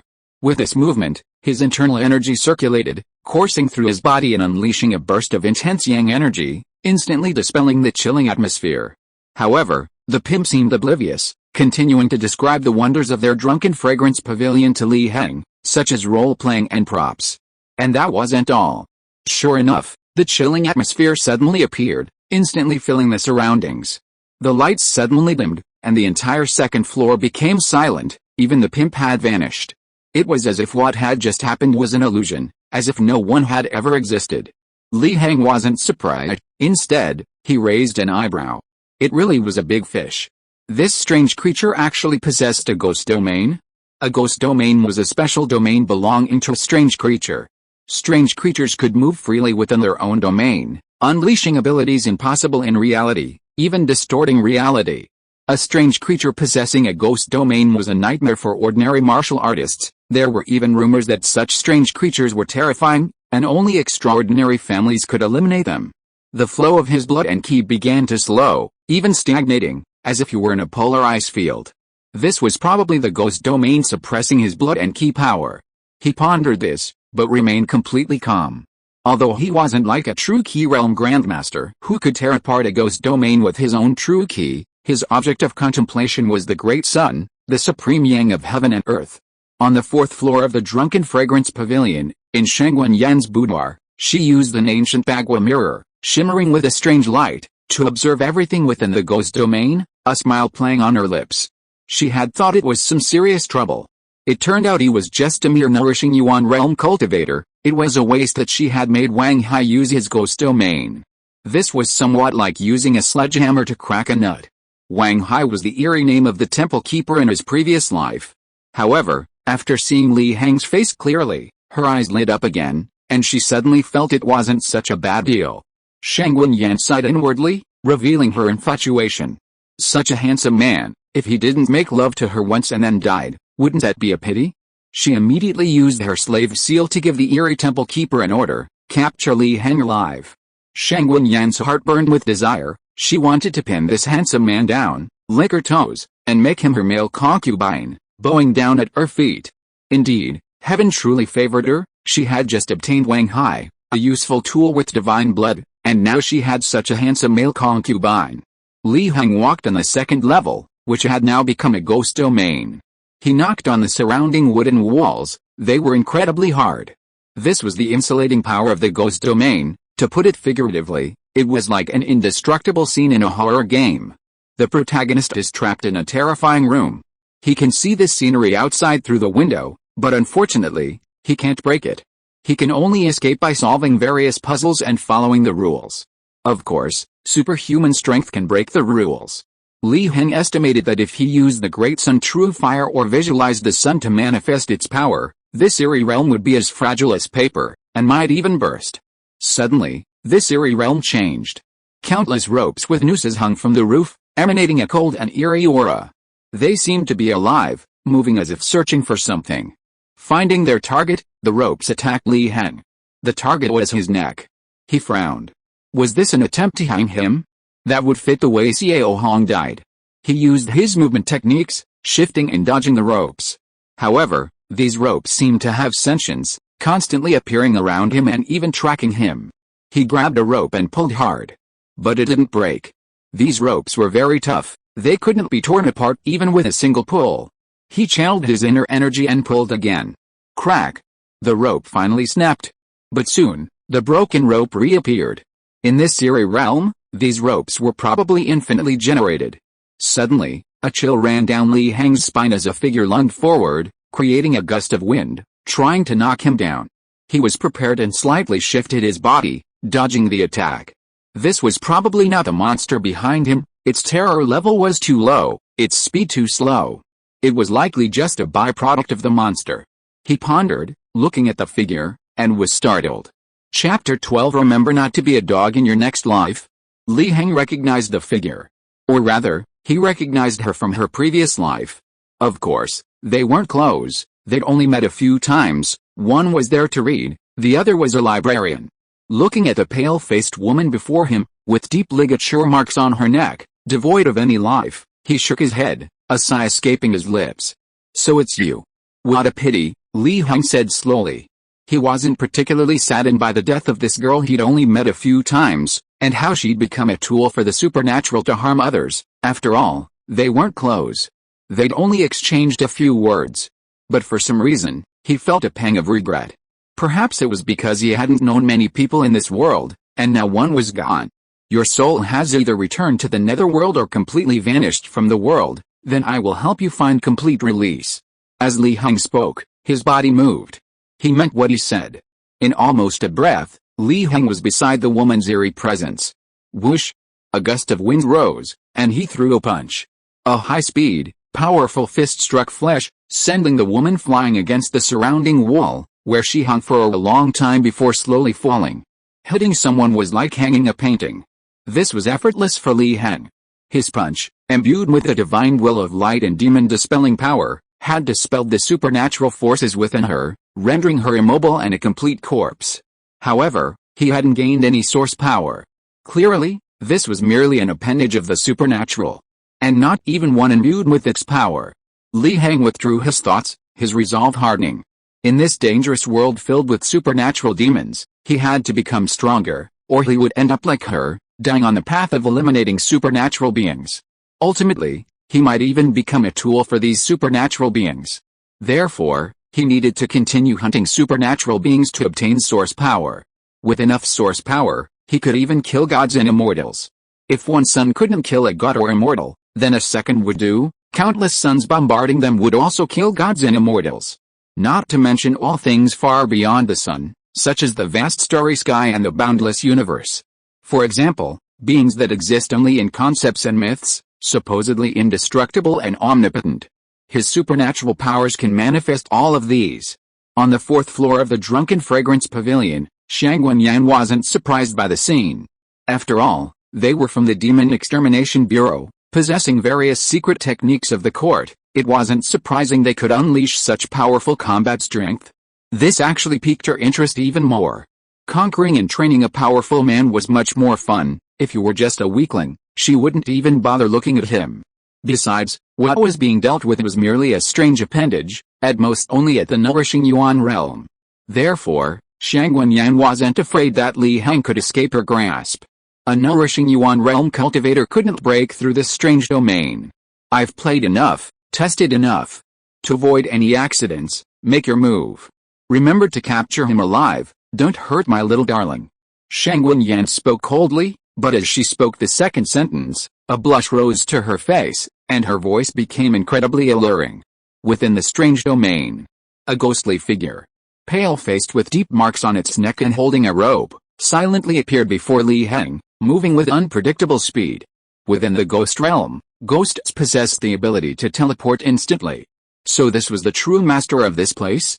This ghost realm must have been created by him. But what was with a large slave character above its head? Did ghosts have masters too? Li Heng pondered. The temple keeper, now a ghost, was practically devoid of intelligence, refusing to communicate with Li Heng and attacking him directly. After being controlled by Shang Wenyan, the temple keeper ghost would only faithfully carry out its mistress's orders. One could only say, a lowly sycophant in life, and a dog in death. The rope in the temple keeper ghost's hand shot towards Li Heng. This rope seemed to be the prototype of other ropes in the ghost realm, moving with incredible speed, even tearing through the air. In an instant, the rope arrived, right in front of him. Li Heng's hands moved like phantoms, making dozens of movements in a single breath, trying to grab the rope. But to his surprise, he found he couldn't grasp it. Or rather, the rope seemed non-existent, merely an illusion, which his hand passed right through. But the next moment, the rope was around his neck, tightening abruptly, attempting to strangle him. Simultaneously, his internal energy stagnated, suppressed by the power of the eerie rope, unable to circulate smoothly. This must be the power of the ghost realm? It can make the physical ethereal and the ethereal material, otherwise, he shouldn't have been unable to grasp it. Simple physical contact wouldn't work, so what about enchanting it? Li Heng's thoughts raced. He forcefully caused his internal energy to surge, breaking free from the suppression. His energy gathered in his hands, touching the eerie rope around his neck again. The effect was remarkable, he could truly touch the rope. Then, he suddenly unleashed his internal energy, gathering immense power, and pulled hard with both hands. The noose instantly broke, even flinging the eerie temple keeper at the other end of the rope against the wall. However, this seemed useless. The eerie creature instantly adjusted its position, landing firmly on its feet, glaring menacingly at Li Heng. Li Heng frowned slightly. No wonder demon hunters had died at the hands of this strange creature. Don't be fooled by his current ease, it's because he possesses the visualization technique, allowing him to visualize the true form of the great sun, causing his internal energy to surge and break free from suppression. If it were any other cultivator or martial artist, with their energy or other extraordinary powers still suppressed, they would only face certain death, becoming corpses beneath this strange rope. Shang Wenyan was somewhat surprised by the scene. Her eyes gleamed with wonder, finding Li Heng increasingly mysterious. He could actually break free from the suppression of this strange rope and unleash his energy? Although Wang Hai was a useless person in his previous life, now transformed into a strange creature, he had reached the combat power of the Foundation Establishment and Bone Transformation Realm. Within the strange domain, he could even rival a Blood Transformation Realm martial saint. Yet even so, he couldn't defeat this man? It truly astonished her more and more. Wang Hai, you were a useless piece of trash in life, needing my help. Even after death, as a monster. You still need my help.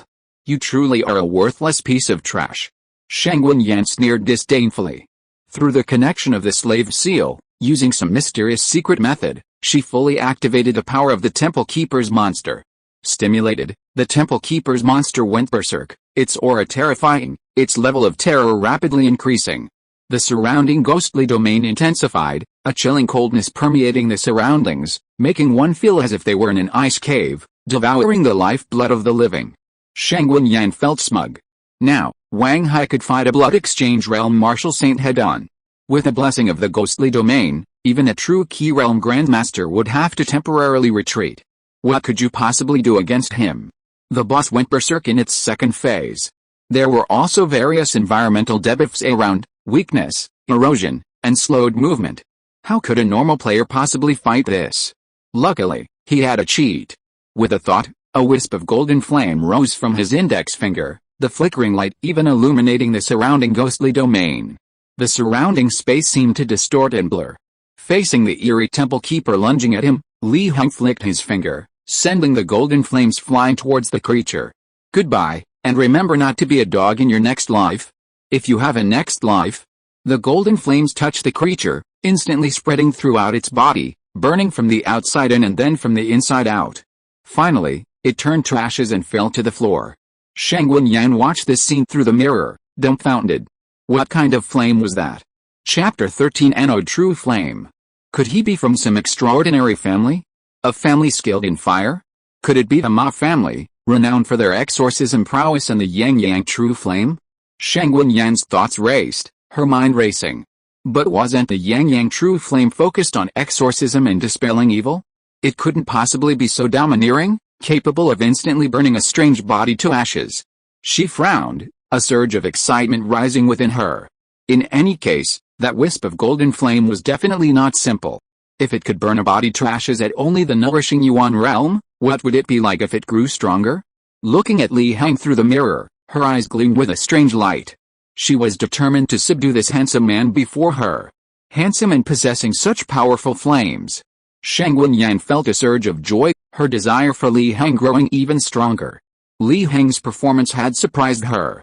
But she, Shang Wenyan, was no mere ornament, otherwise, she wouldn't have been able to scheme against Wang Hai and seize the power of the divine path. A plan to deal with Li Heng had already taken shape in her mind. The temple keeper was dead, and before Li Heng could even tally his spoils, the eerie realm he had constructed shattered like fragments, returning to the real world. Li Heng stepped out and instantly found himself in a woman's boudoir. The boudoir was spacious and furnished with various expensive decorations. In a corner of the room, there was a burner of incense, its fragrance rising in a swirling, intoxicating way. "Who are you?" Shang Wenyan lifted the thin veil and immediately saw Li Heng there, exclaiming in a huff. "I am Meng Hao, greetings to Miss Ruiyan." Li Heng remained calm, smiling slightly as he took a step closer. "You scoundrel! Why have you barged in? Where are the guards outside? Although my drunken fragrance pavilion is a place of pleasure, we have ladies who perform but do not sell their bodies. We will not allow thieves to trespass." Shang Wenyan was angry, frightened, and shy. She took a step back in fear, exuding a seductive and alluring aura that aroused an urge to bully and subdue her. If an ordinary person saw this, they would probably have already entertained lustful thoughts. Then, feeling pity for such a beautiful woman, they would immediately surrender, believing they had indeed made a mistake. "So what if I barged in? What do you want?" Li Heng said indifferently, casually taking a few steps forward. Shang Wenyan fell silent, then retreated. Speechless. "What's wrong with you? Why are you so direct? Are you really from the Demon Exorcism Bureau, or some lustful demon?" This was not the development she had expected. Barging into a woman's boudoir without considering her reputation, shouldn't you at least consider your own? Shouldn't you be carefully coaxing her? This is this I don't care attitude. She didn't know how to respond. Or did this handsome man named Meng Hao prefer a rougher approach? Was he just going to give up the act altogether? Shang Wenyan's expression softened, revealing a vulnerable look. Her posture shifted slightly, like a willow swaying in the breeze, yet exuding a captivating charm. She gave men an endless desire to conquer her. She secretly grumbled, "Let you take advantage of me first. Later, I'll mark you as a slave, make you drink my foot-washing water, and make you a dog under my spell. Young master, Ruiyan, sell my art, not my body. I still need my reputation." "Your trespassing here damages both my reputation and yours," Shang Wenyan said weakly. Li Heng raised an eyebrow, a look of surprise on his face. "Oh? First time I've heard of prostitutes needing their reputation. Very well, after I leave, I'll erect a grand memorial arch for you, saying you're a chaste and virtuous woman. How about that?" he said, a mocking look on his face, quickly stepping forward to approach Shang Wenyan. Shang Wenyan froze, her heart filled with rage. This damned man, if it weren't for your handsome looks, you'd be dead already. Ruan has said, I sell my art, not my body. Seeing Li Heng approach, she quickly retreated, her cherry lips parting slightly as she spoke in a cold voice, knowing that this guy wouldn't fall for her act of weakness. Now that you have barged into my boudoir, my reputation has been damaged. How will you compensate me? Then tell me how you will compensate me? Li Heng laughed, stopping in his tracks. Shang Wenyan was furious. What's wrong with this man? Is he a eunuch? I've already given you a way out, and you don't know what to say? Am I not seductive enough, or are you too weak to handle it? Wait a minute. Shang Wenyan frowned. This man hadn't been affected by her aphrodisiac, he was still quite rational. This shouldn't be happening. Had she been exposed? If no one knows about your trespassing, it's fine. But if someone does, my reputation will be ruined. You must take responsibility for me now. With that, she feigned shyness, seemingly welcoming yet hesitant, while secretly channeling her inner energy, preparing to strike. Li Heng sneered inwardly.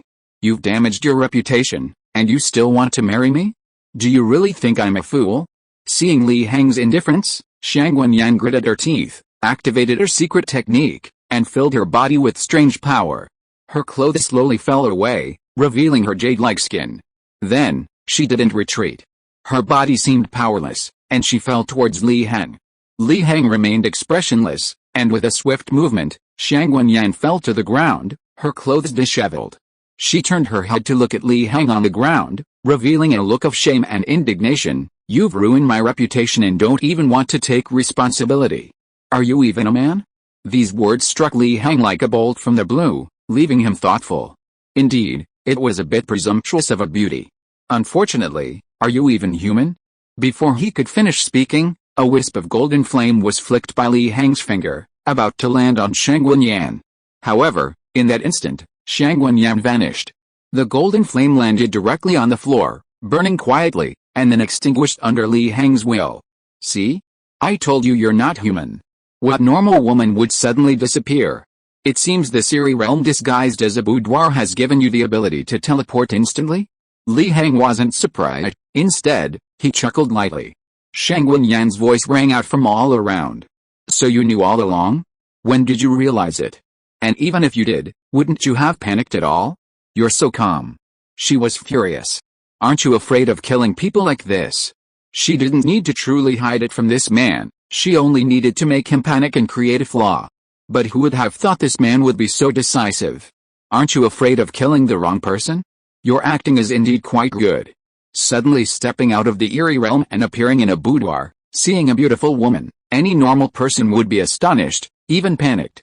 Unfortunately, when I dealt with that strange entity, you were the one secretly spying on me. Not to mention, your disguise techniques for this eerie realm are truly terrible. Li Heng said calmly, simultaneously releasing his mental energy to carefully sense the woman's strange location. Shang Wenyan's heart skipped a beat. So, he had already become suspicious back then? He actually sensed her spying in the shadows? What terrifying insight! She hadn't even shown herself before. Could it be some kind of precognitive talent? It seems, although you speak rather roughly, you are quite capable. Why not spend some time with me, a fleeting dream, and I will let you go. Shang Wenyan suppressed her anger and giggled. She, Shang Wenyan, was destined for great things, and this kind of rebellious, wild man was just what ignited her desire to conquer. Aren't you a weirdo? You actually have this ability? Li Heng chuckled, continuing to survey his surroundings. While talking to this weirdo and stalling for time, he didn't give up searching for its location. You don't need to worry about that, young master. I guarantee it will be absolutely harmless to you, on the contrary, you'll share in bliss. Shang Wenyan's ethereal voice echoed around them again. Young master, do you still want to escape? There's no chance.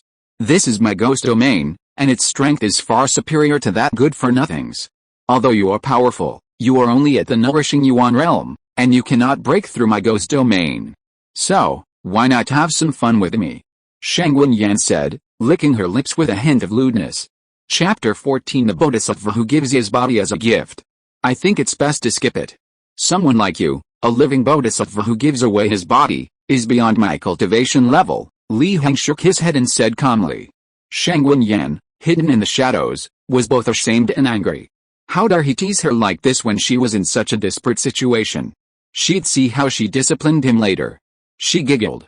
"Young Master Meng Hao, you're quite amusing. Giving away your body? That's not bad. I'll accept the title of Bodhisattva of giving away his body. Later, I'll let you experience its wonders. It's a charm that those naive young women can't possess." As soon as he finished speaking, a phantom appeared, sweeping past Li Heng, bringing with it gusts of wind that sliced through him. He dodged in time, his eyes narrowing slightly, and then he saw countless figures filing his field of vision. Or perhaps, ghostly apparitions? "Young Master, these are all former patrons of Ruyan. I wonder if you can withstand their torment? If not, you'll have no choice but to surrender obediently," Shang Wenyan said, giggling. "You really have quite a few patrons."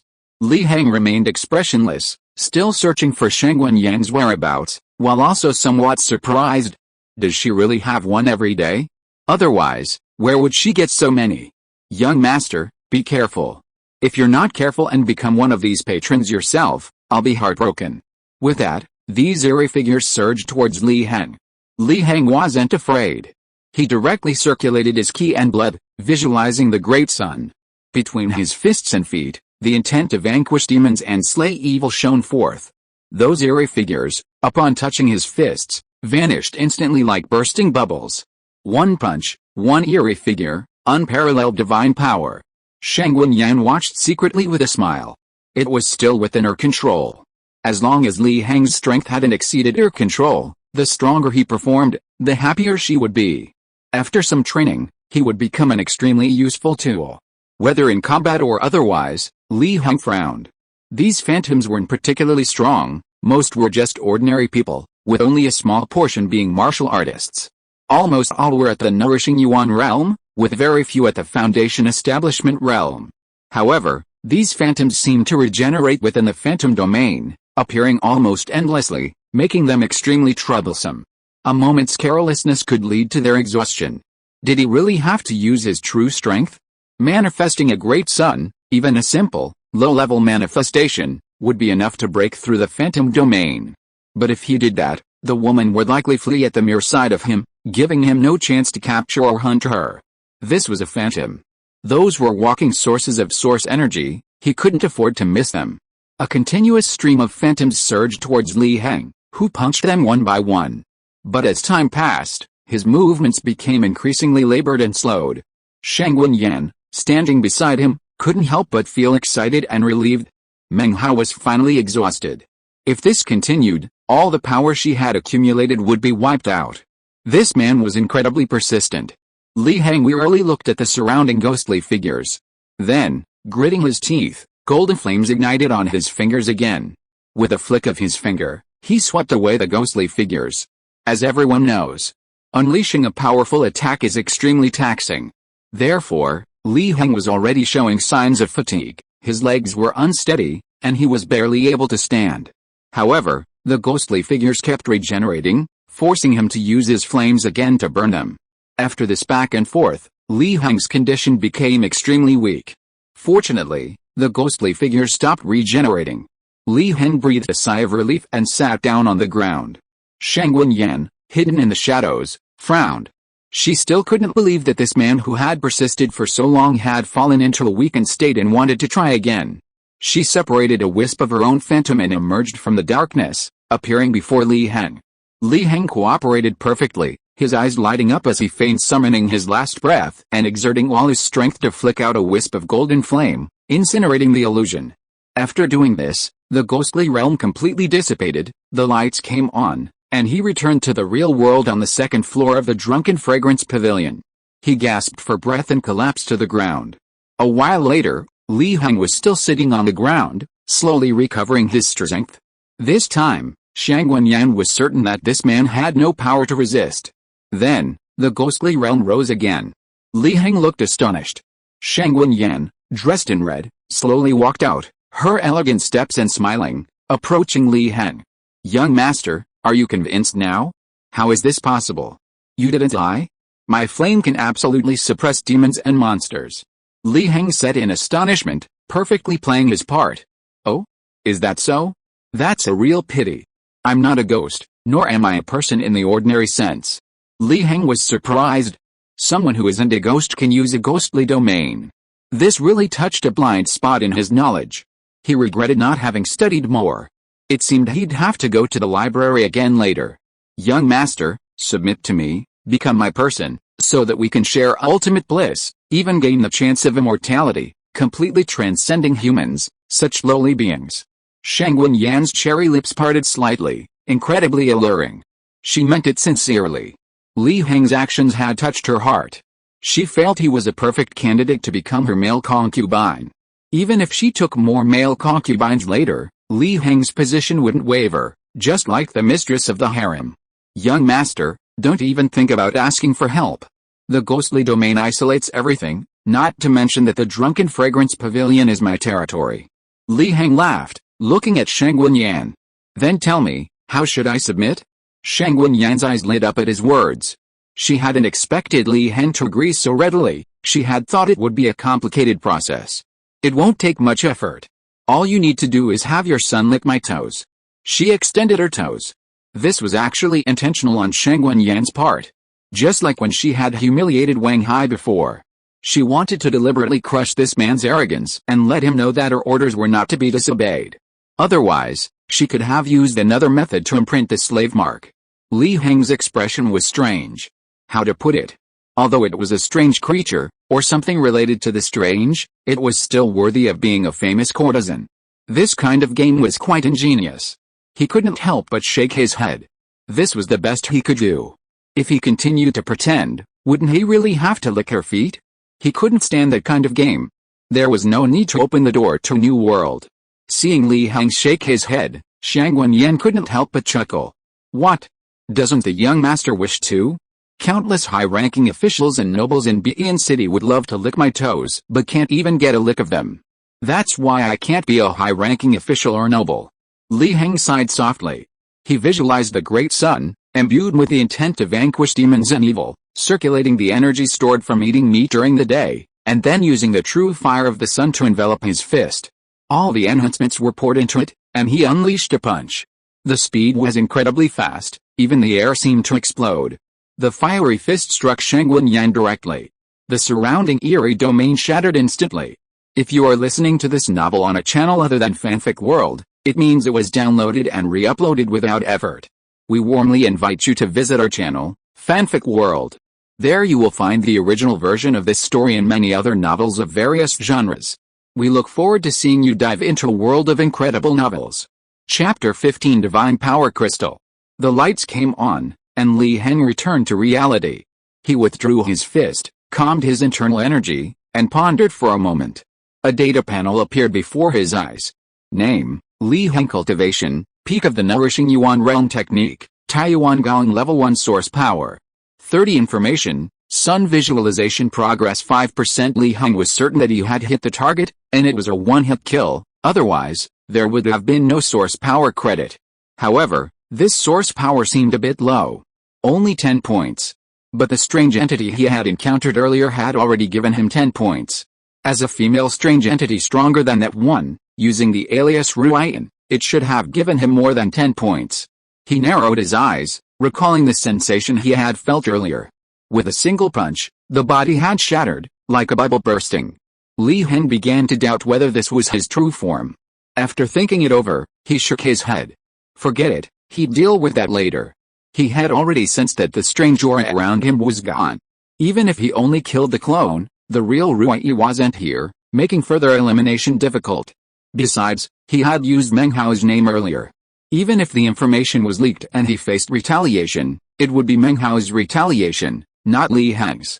Moreover, as a member of the Demon Extermination Division, who wasn't a thorn in the side of these strange and evil spirits? What was there to fear in retaliation?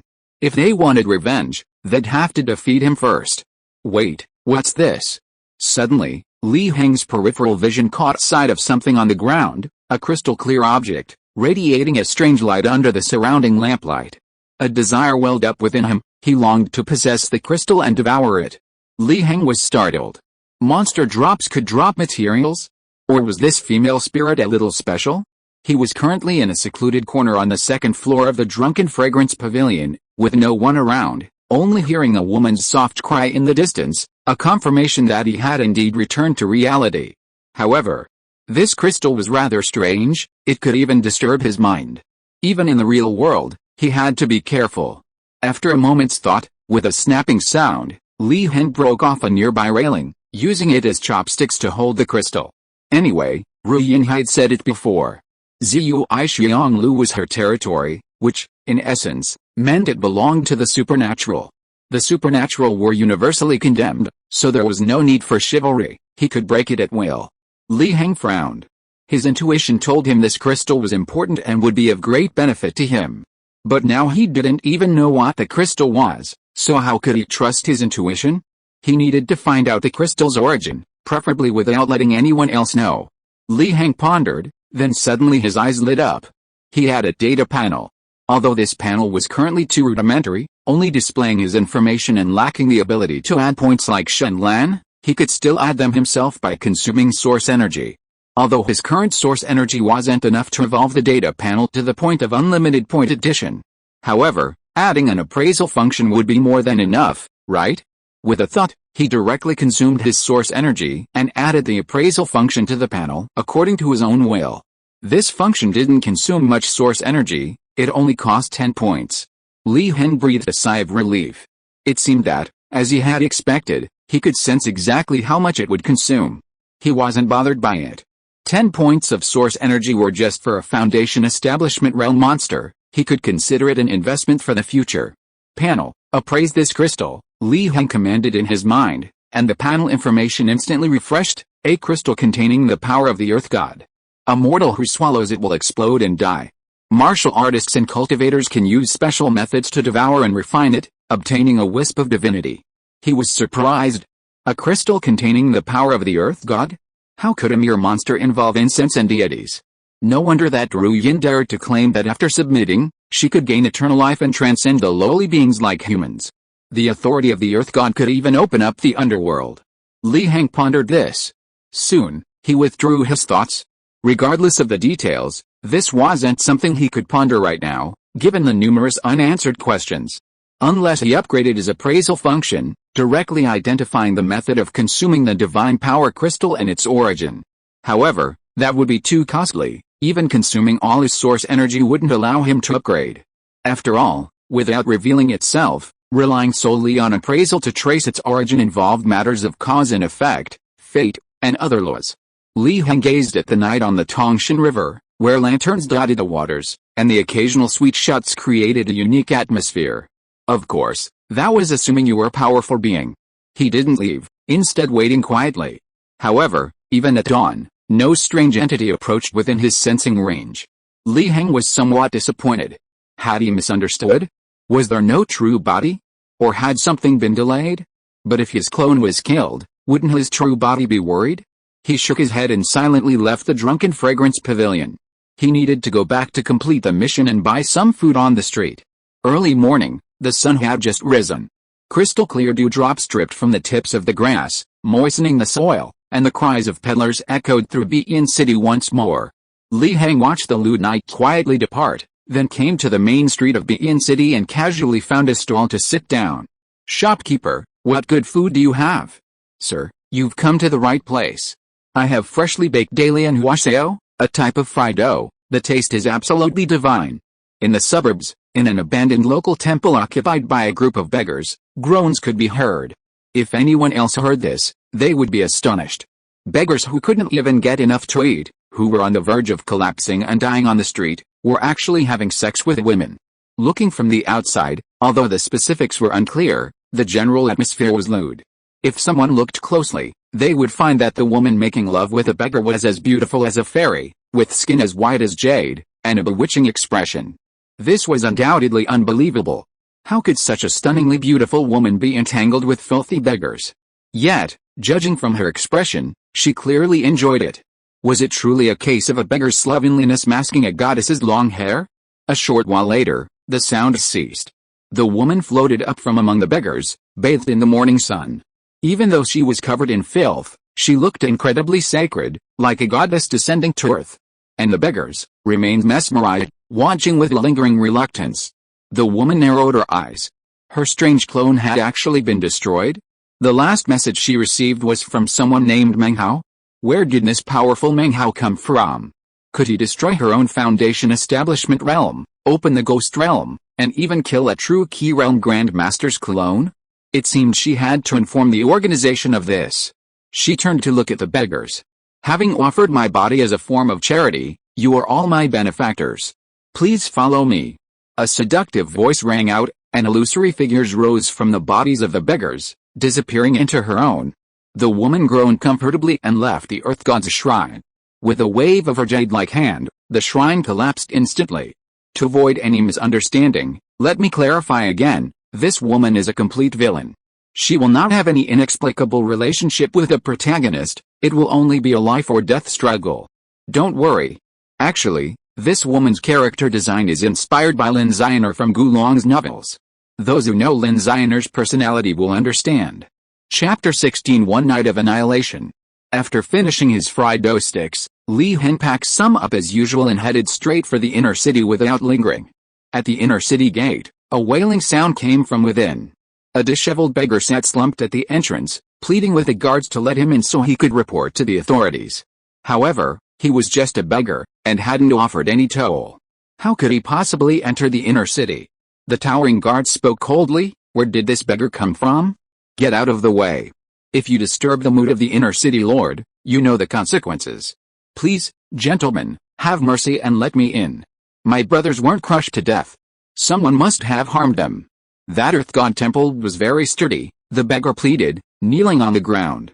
This commotion attracted the attention of those around, who gathered around, but no one spoke up for the beggar. They simply gossiped and chatted amongst themselves. After all, he was just a beggar, worse than a peasant. Li Heng was used to this kind of thing. Every now and then, this kind of incident would happen. Unfortunately, the magistrate of the inner city was kind-hearted and couldn't bear to see suffering. How could he let these people with grievances and complaints in? Did he know that Bein City was a scene of peace and prosperity? Li Heng sneered inwardly. He approached and listened briefly, quickly understanding the situation. It turned out there was also an abandoned Earth God temple in the suburbs, but this morning it had suddenly collapsed, crushing some beggars who lived there.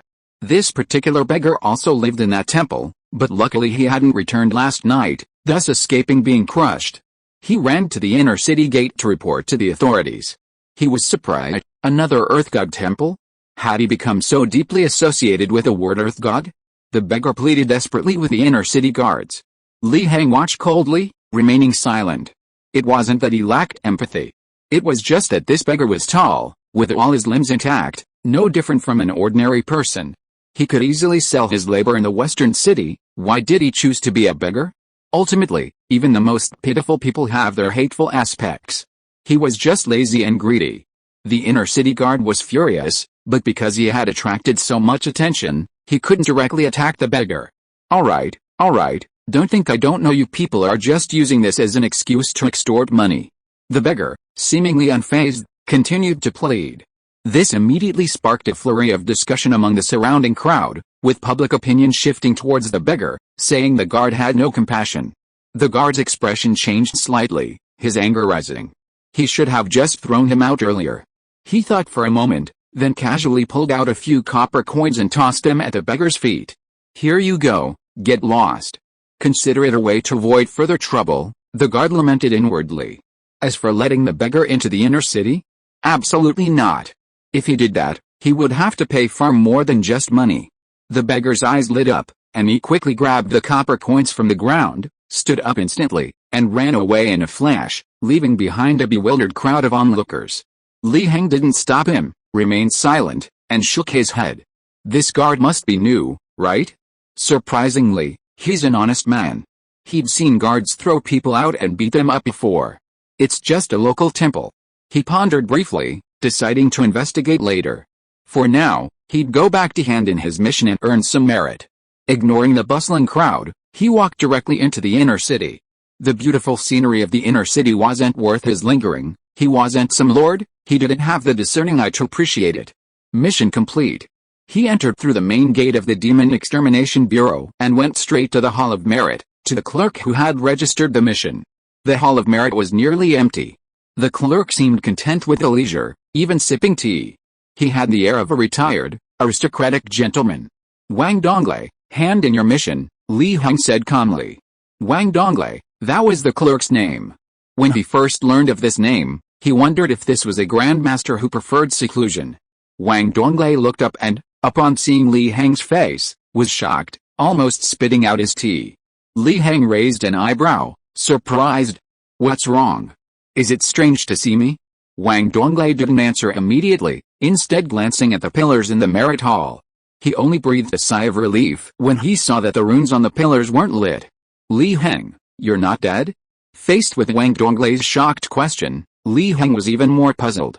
"I just accepted a mission, why did I have to die? Or did something happen that I don't know about?" Wang Donglei was silent for a moment before speaking. "Did you go to the giant wave gang to look for clues?" "That's right, I successfully found the culprit based on that clue and killed him. I recorded his aura on a jade tablet, you can confirm it." Li Heng took out the jade tablet from his waist. Wang Donglei ignored the jade tablet and quickly asked his question. "How long did you stay at the giant wave gang? Did you stay overnight?" "Of course not, I only stayed for a short while before leaving." "Tell the truth quickly, don't be a liar." Li Heng frowned, he hated liars the most. The giant wave gang's headquarters is deserted overnight. Whether it's the gang leader or any of the hall masters, they've all vanished without a trace. Wang Donglei said gravely. Li Heng's heart trembled slightly. They'd all disappeared? He knew that such a disappearance was practically equivalent to death. But what could possibly happen? What kind of being could make so many people disappear overnight? Xiao Hong's combat strength was very strong, belonging to the bone transformation realm with a very deep foundation, even capable of briefly contending with the blood transformation realm. This matter was undoubtedly very strange. Or rather, it was done by something supernatural.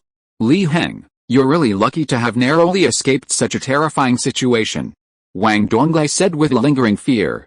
Years of experience had given him some clues. I think, perhaps it's that strange luck? Li Heng chuckled softly. Wang Donglei's expression froze, speechless. It seems this mission went smoothly without any setbacks, making him even more arrogant. He even dares to say such things. Does he even know what level of anomaly that was? It's something even the director couldn't stop, and might not even be able to defeat. Truly, a newborn calf unafraid of tigers. Never mind, as long as you're safe. By the way, the director told me to tell you that if you successfully return this time, remember to visit him. Li Heng nodded. He had the same intention. Wang Donglei, following procedure, recorded the aura within the token and then returned Li Heng's jade token. Leaving the Hall of Merit, Li Heng went straight to the courtyard where Meng Lingayan was. At this moment, the door to the room opened, and a person walked out. It was Meng Lingayan's adopted son, Meng Hao. Chapter 17. How are you so strong? Meng Hao, with the air of a refined gentleman, wore a beaming smile, seemingly smug and pleased with himself, as if he had encountered some good fortune. However, upon seeing Li Heng, his expression darkened. But after a moment's thought, he decided he had already won and there was no need to care so much about the loser. He quickly regained his composure, a true master of mood swings. He walked to Li Heng's side, fanning himself with a feather fan, and spoke casually. I heard you advanced to the Nourishing Yuan realm? Not bad, congratulations. Keep up the good work. Perhaps you can become a pillar of my demon extermination division in the future. Li Heng raised an eyebrow, inwardly marveling. In the past, Meng Hao always had a deathly expression on his face, incredibly gloomy, as if he wanted to kill him. Now, however, he had become arrogant, looking down on him directly. It seems you've also encountered some good fortune recently. Congratulations to you as well. Li Heng also spoke with a smile. Meng Hao sneered inwardly, utterly disdainful. I am the adopted son of the division chief, a future grandmaster of the innate realm. How dare a nobody like you, who just popped up out of nowhere, offer me congratulations? Of course, he had to admit it. He had indeed been jealous of Meng Lingayan's attitude towards Li Heng. Why could he only address him as chief, while Li Heng could call him old man? This kind of address reflected a deeper relationship that made him very anxious and threatened his position. Li Heng was indeed a bit more handsome than him, and he knew Meng Lingayan's aesthetic standards. If he lost his originally foolproof position as successor and failed to obtain Meng Lingayan's inheritance because of his appearance, he would be furious. But fortunately, Meng Lingayan had made his choice and chosen him as his successor to inherit that cultivation technique. So he was the ultimate winner. Meng Hao knew that after practicing that technique, he and this peasant were no longer in the same world. One was high above, the other as lowly as dust. Since that was the case, he wouldn't bother with this peasant too much. In the future, when he took over as the chief of the Demon Extermination Division of Begin City, perhaps this peasant could become a useful tool for him, to be devoted to until his death. Meng Hao was secretly pleased. A peasant is a peasant after all. So, without answering, he simply nodded and left with a flourish. They weren't from the same world, there was no need for communication, and it would only lower his own standards. Seeing Meng Hao's silence, Li Heng shrugged, unconcerned. However, he could still guess a little. This matter was probably related to the old man. He had previously sensed that Meng Lingayan was subtly observing him, seemingly scoring him, occasionally showing approval or disappointment. It seemed this observation was over. Meng Lingayan had likely chosen his own candidate. Li Heng put the matter out of his mind and went straight into the room. It didn't matter who Meng Lingayan chose, he wasn't particularly interested in the opportunity behind it. Visualization supernatural powers were the greatest opportunity. Besides, even if he cared, what could he do? Judging from Meng Hao's reaction, the matter was over. Could he still act like a clown, yelling and making a scene? What a joke. He couldn't do such a thing. Besides, his relationship with Meng Lingayan wasn't that deep. After all, they were simply saviors and, more importantly, friends who got along well. They were friends despite their age difference. You kid, I didn't expect you to actually come back. Meng Lingayan sat at his desk, and seeing Li Heng enter, he laughed heartily, relieved. So little confidence? Oh, right, these are some freshly bought fried dough sticks, eat them while they were hot. Li Heng rolled his eyes and tossed the packaged fried dough sticks onto the desk. I don't call it confidence, I have absolutely no hope. That weirdo who could wipe out the giant wave gang overnight is at least at the true key realm. Meng Lingayan said solemnly. Li Heng shrugged, non-committal. He didn't want to waste time on this pointless argument. By the way, since the giant wave gang disappeared without a trace overnight, were any of their belongings damaged? He asked ramblingly. Meng Lingayan frowned. What, you want to investigate this case? Don't be reckless. Only I can handle this personally. Don't worry, searching for an elusive entity is extremely troublesome. I don't want to waste my time, Li Heng said calmly. You're right, this entity is indeed elusive. I suspect it used its supernatural domain to directly abduct the giant wave gang members, leaving everything else untouched. It seems this was definitely not a surprise attack. Meng Lingayan continued, frowning. But I'm curious, what right does a lowly member of the giant wave gang have to be silenced by a supernatural entity? Or perhaps they know something? Li Heng pondered for a moment. I heard from the giant wave gang that their leader, Xiao Hu, is going to mobilize the gang to search for the supernatural entity and find the murderer who harmed his brother. Perhaps he really did find some information? Searching for information about the supernatural entity? Meng Lingayan frowned. Something that should be avoided by strangers, and they still dare to search for it? Isn't that courting death? At this moment, Li Heng remained silent, letting Meng Lingayan think quietly. At the same time, he thought of the vast map hanging in the giant wave gang's territory, which contained a certain artistic conception. He had been wondering what reason he could use to get the map, but now it seemed unnecessary, since the giant wave gang was now empty. He decided to go to the giant wave gang's territory later to look for it. He hoped that the vampires at the county government hadn't taken away any valuables after sealing off the scene. Otherwise, he might have to make a trip to the county government. Meng Lingayan finished thinking, still puzzled. Or rather, although he had some vague guesses, he lacked evidence and could only speculate, unable to articulate them. Forget it, there's no need to dwell on it now. By the way, you should have returned after completing your mission, right? Did you find the strange person who killed Xiao Hong? Li Heng nodded. Not only did I find him, but I also killed him. I also killed the mastermind behind this strange person. Although I don't know if the mastermind was a clone. He recounted his experience at the Drunken Fragrance Pavilion. Of course, he also concealed some details, such as the Divine Power Crystal and the True Sun Fire. He vaguely sensed that the matter of the Divine Power Crystal was of great importance. Before he had investigated it thoroughly, he shouldn't easily tell others. After all, this thing was also useful to him. As for the true sun fire, that was even more confidential. After all, it was truly a fantasy for a mere nourishing Yuan realm cultivator to possess the true sun fire. If others didn't believe it, that was fine, but if they did, it could very well lead to their death. He had to be careful. After hearing Li Heng's experience, Meng Lingayan's expression became extremely strange. He looked Li Heng up and down, but still couldn't see anything special about him. Finally, he couldn't help but speak. "You've only just reached the nourishing Yuan realm, haven't you? How come you're so strong?" Chapter 18 Vast Map. How can you, a mere nourishing Yuan realm cultivator, deal with a being possessing a mysterious domain? Meng Lingayan looked at Li Heng as if he were a monster. "Is that so strange? I naturally have my methods," Li Heng said calmly. He had no need to hide his apparent strength. Playing dumb to fool others wasn't a good habit. One could easily become a fool. He felt his displayed strength was just right.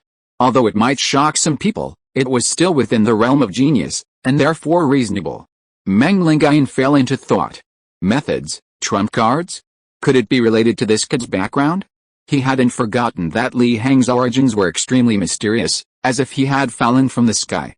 He had previously guessed that it might be some reclusive extraordinary family, which was why they included Li Heng in their selection. But later observations overturned this guess. After all, Li Heng's aptitude was truly ordinary. But now, if what Li Heng said was true, then the combat power he displayed was definitely not something an ordinary person could achieve. It was enough to call him a genius, a rather strong one. This plunged Meng Lingayan into deep doubt, wondering if his eyesight was flawed. How could he have misjudged something like this? He couldn't help but sigh. It's a pity. If you had shown it a few days earlier, perhaps. Meng Lingayan's expression was somewhat complicated. He didn't regret his decision. After all, with Meng Hao's aptitude, he could indeed succeed him, cultivate that technique, and become his successor. But he still felt a pang of regret. If he had known about this beforehand, would the outcome have been different?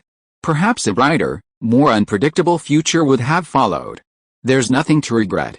Everyone has their own destiny, Li Heng said calmly. Forget it, let's not talk about this anymore. Meng Lingayan shook his head.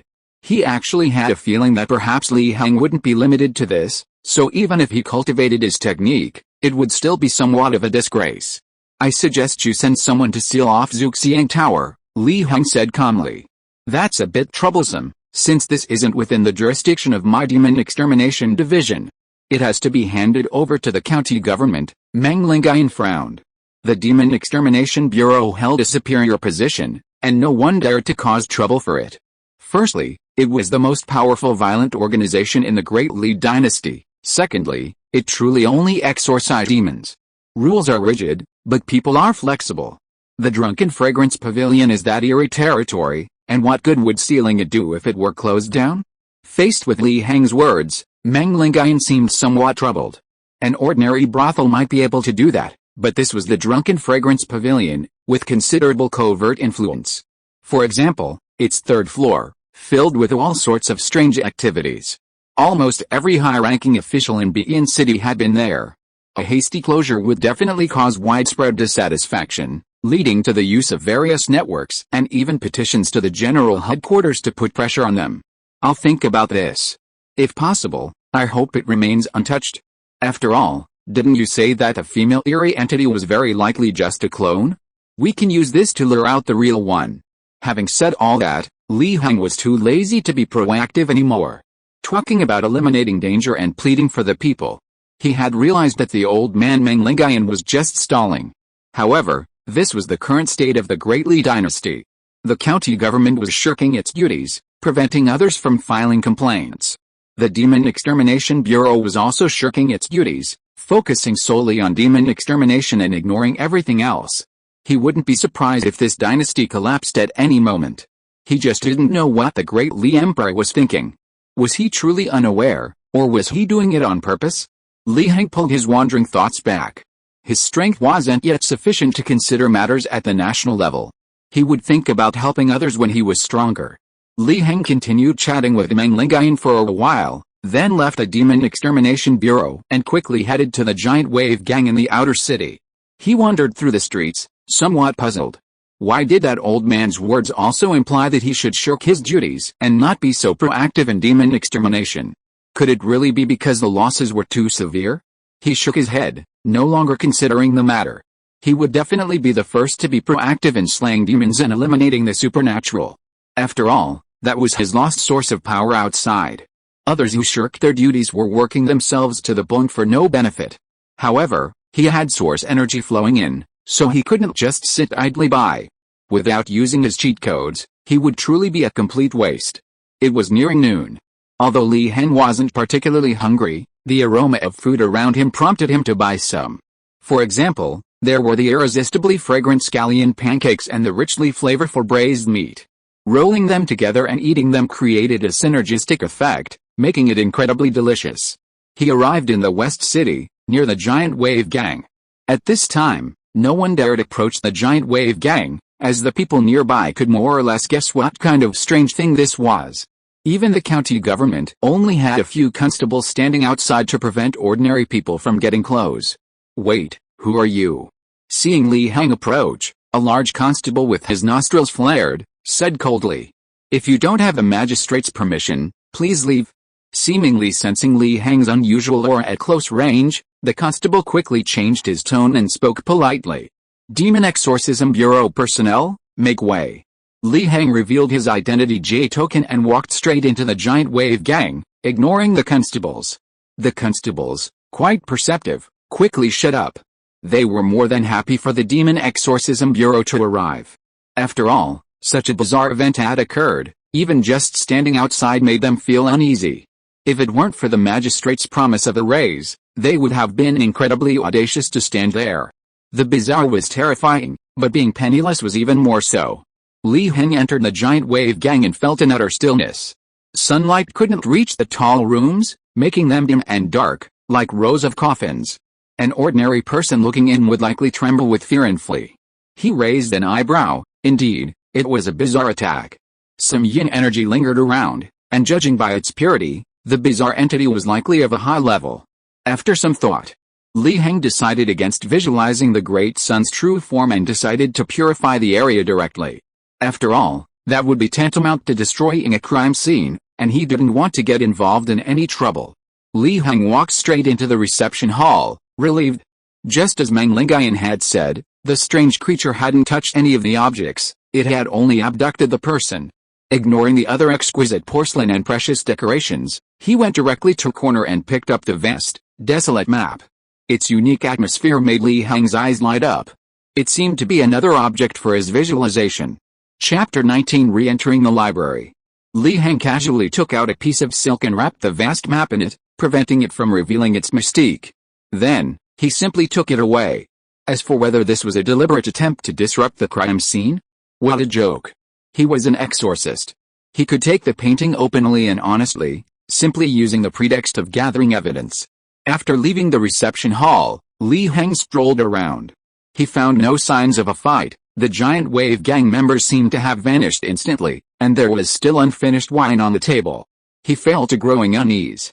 He felt this strange creature was definitely a big fish, and if he caught it, he might become rich overnight. At this moment, Li Heng heard a commotion outside. He frowned, somewhat puzzled. Wasn't this area cordoned off? Could it be that people from the county government had arrived again? Or was it the exorcist division? HMPH, a few pieces of trash there to guard this place? Meng Hao casually knocked over several constables outside. After being thrown to the ground, the constables looked terrified but dared not resist, instead kneeling and begging for mercy. Open your eyes, you lowly servants. I am from the Exorcism Bureau. Do you think you're qualified to interfere in my affairs? Meng Hao was somewhat annoyed. He had just decided on a whim to check out this strange giant wave gang, but these constables blocked his way. Their eyes were full of contempt. Sure enough, peasants are peasants, their vision is so short-sighted, they don't even recognize him. The constables secretly groaned. This young master was so domineering, they were merely conducting a routine inquiry, and he had already thrown them to the ground. If you claim to be from the Exorcism Bureau, you should at least produce proof. Of course, they dared not utter such words. Given this master's domineering nature, if they dared to say such things, wouldn't they be beaten half to death? Meng Hao, you certainly have a temper. Li Heng chuckled, stepping out from the giant wave gang. His figure came into Meng Hao's view, causing his expression to stiffen. Li Heng, what are you doing here? He frowned. A major case has occurred here, people have mysteriously disappeared. As a demon slaying envoy, why can't I come? Li Heng chuckled. Meng Hao's heart darkened. He had come on a whim to check things out, and yet he had run into this persistent peasant? It was completely ruining his good mood. You naturally know about this case, yet you still dare to come here. Aren't you courting death? Meng Hao said. Then there's no need for young Master Meng to concern himself with this matter. Li Heng chuckled, not bothering to linger with Meng Hao, and simply brushed past him and left. Meng Hao watched Li Heng's departing figure, his face a mixture of emotions, feeling an urge to attack. However, in the end, he didn't. Well, he had just begun practicing a new technique, and it wasn't yet at the minor completion stage. It wasn't suitable for him to clash with others. He had to endure it for a while, the future was his time. Meng Hao narrowed his eyes, thinking this. He was initially very curious about how Li Heng, this mysterious peasant, had gained the old man's favor, so he was particularly eager to try his luck.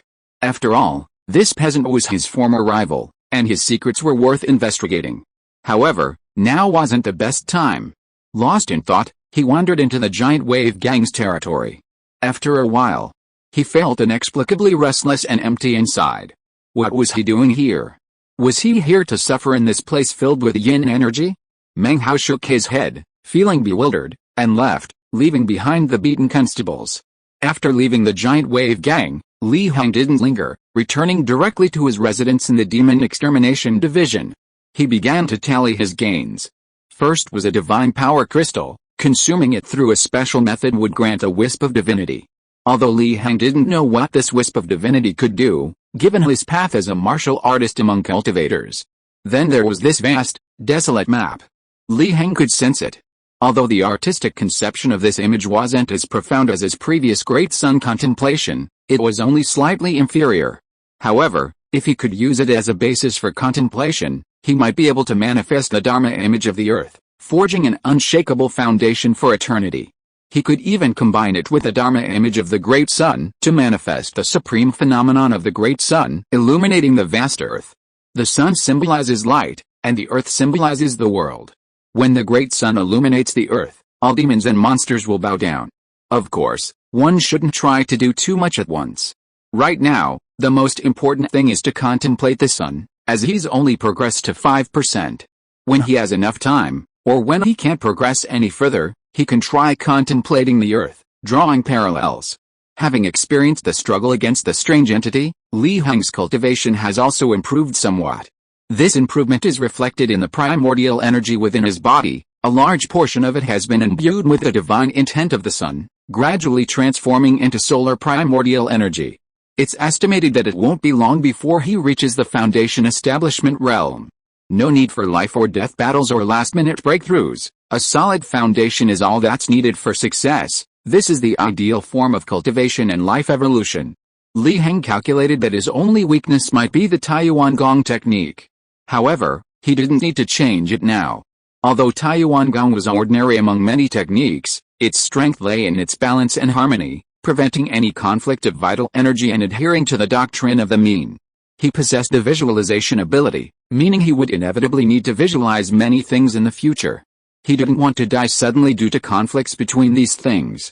Moreover, although Taiyuan Gong was currently low level, with a visualization ability, it might be able to be upgraded. After all, the term Taiyuan was no simple matter. This wasn't just about the name of the technique, it was based on Li Heng's personal experience and comprehensive consideration. It seemed he needed to go to the library to exchange for the next technique and also investigate what this divine power crystal was. Li Heng pondered and made up his mind. He left his residence and began traversing the Demon Extermination Bureau. They quickly arrived at the library. On the first floor, the librarian had changed to a very elderly man.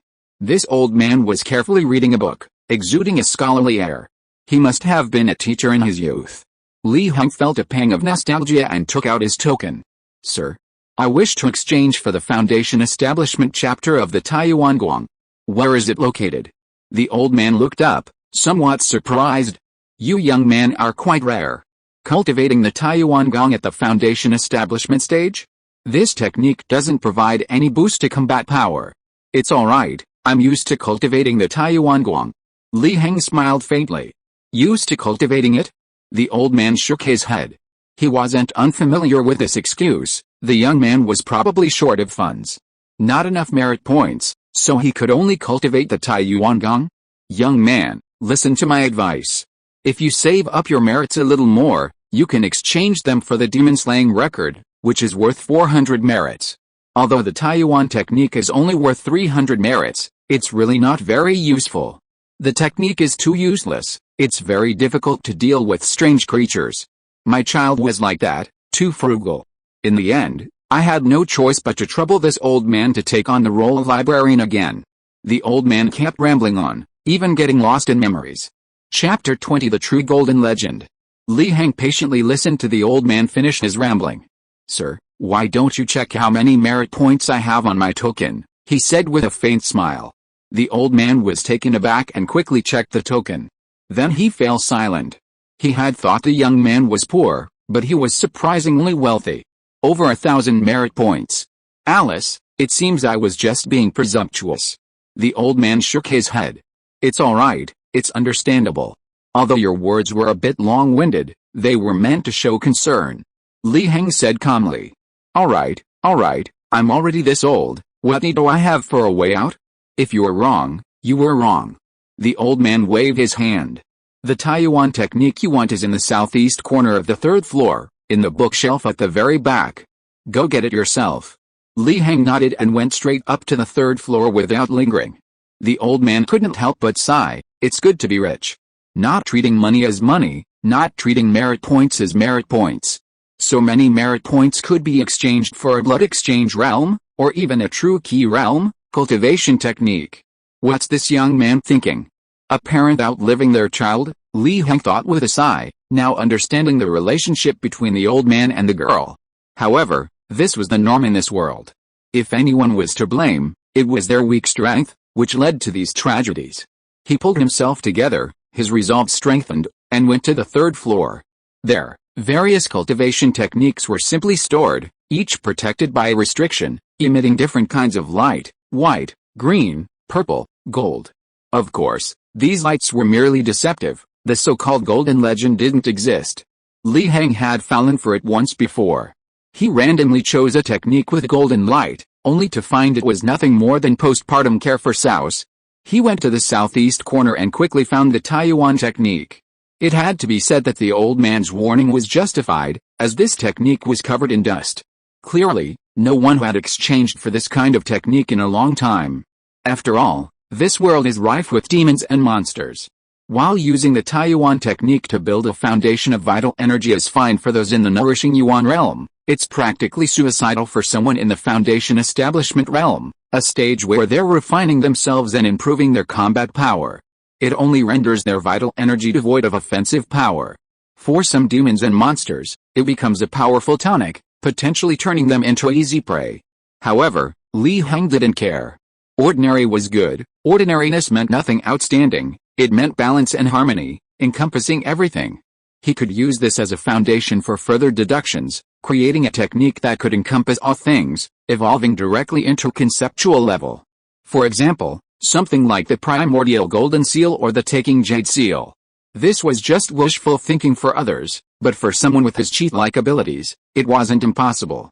Having taken the Taiyuan technique, Li Heng got down to business. He began searching for information about divine power crystals. Then he discovered he couldn't find any at all. This puzzled him greatly. Logically, the Demon Extermination Bureau, as a special institution of the Great Li, should have information about incense and deities. However, he couldn't find a single book on them here, only various demonic and bizarre tales. Was the Demon Extermination Bureau truly dedicated to exorcising demons? Or had information about incense and deities been erased by some unseen force? Li Heng frowned. Did he really have to consult that old man? But that would definitely expose the information about the divine crystal. It wasn't that he didn't trust Meng Lingayan. It was just that his trust was limited, and he dared not gamble. Forget it. Li Heng shook his head. He really needed to improve his cultivation first before he could have the energy to deal with other matters. like the matter of the divine crystal. If his strength were equal to Meng Lingayan's, both at the true key realm, he could completely confront Meng Lingayan. Instead of hiding like this. The current situation was so strange, even an institution like the Demon Extermination Bureau didn't have any books on incense and deities. This made him even more wary and curious. Li Heng pulled himself out of his thoughts and went down to the first level to exchange the merit points in his token for Taiyuanguang. During this time, he casually chatted with the old man, suddenly mentioning the topic of incense and deities. For example, he mentioned that another land temple in the suburbs had collapsed, killing several people, and why the county government wasn't doing anything about it. After all, it was a place of worship for the people. The old man smiled and shook his head. You know the county magistrate of this city, Ren Hai, right? When he took office, he immediately demolished a land temple. How could he possibly repair these temples? Not to mention those in the suburbs and outside the city, even the largest land temple in the city is practically deserted. Li Heng was somewhat surprised. In ancient times, great events were sacrifices and war.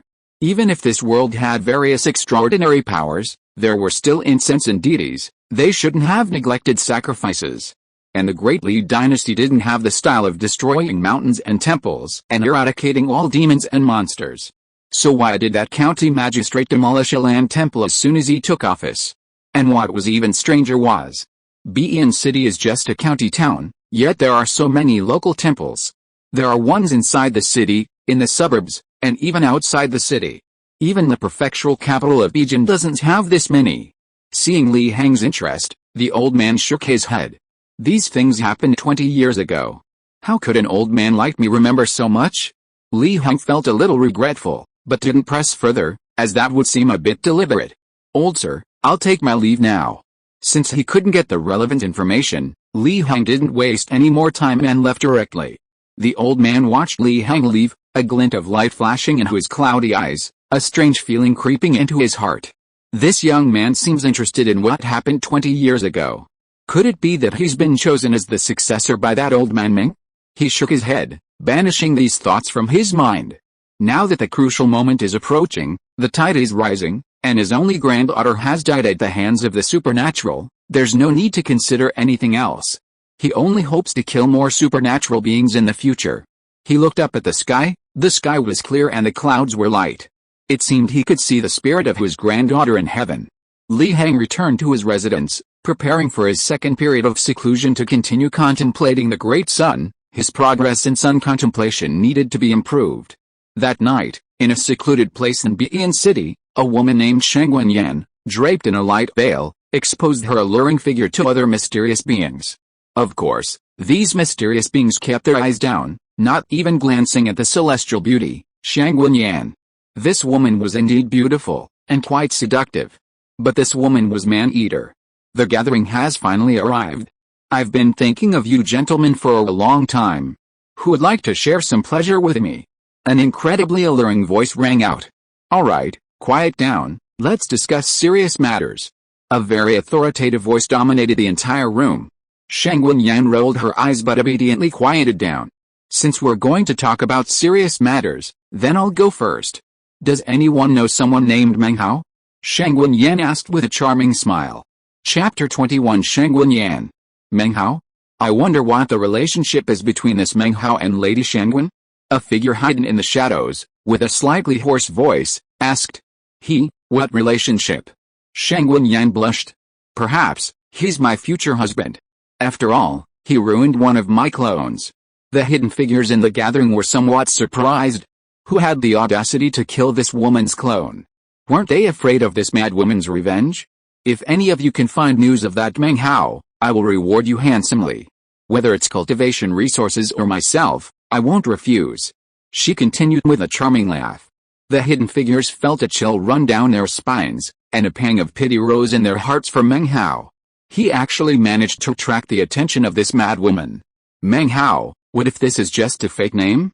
A rough voice rang out, making it hard not to imagine that he was a rugged and bold man, yet his words revealed a thoughtfulness. Then I have no choice but to search based on this name for now, Shang Wenyan said with a smile. She knew this all too well, but these were the only clues she had, so naturally she had to follow this line of inquiry. Whether the name was real or not, She would only know after testing it. If it was real, that would be good. If it was fake, then it could only mean that those named Meng Hao were incredibly lucky. Surname Meng, given name Hao, he. There's only one person in Bian City with this name, and that's Meng Hao, the adopted son of Meng Lingayan, the head of the Demon Extermination Bureau. What, Madam Shengwen, do you have the guts? The hoarse voice rang out again. Shengwen Yan was taken aback. Then she licked her lips with her long, slender tongue, striking a seductive pose. Interesting. I've always wanted to taste that old man Meng Lingayan. After all, those old men are incredibly experienced, whether it's him serving me or me serving him. Now, I even have the chance to taste his adopted son. How delightful.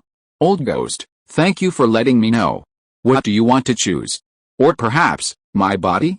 She opened her arms, making herself available for him to take. The hidden being called Old Ghost shivered. His old arms and legs couldn't handle it. This woman was the kind of person who dared to take even the purest and most bizarre. However, he still wanted the superficial benefits. Do you have any high-quality souls? I just got some puppets.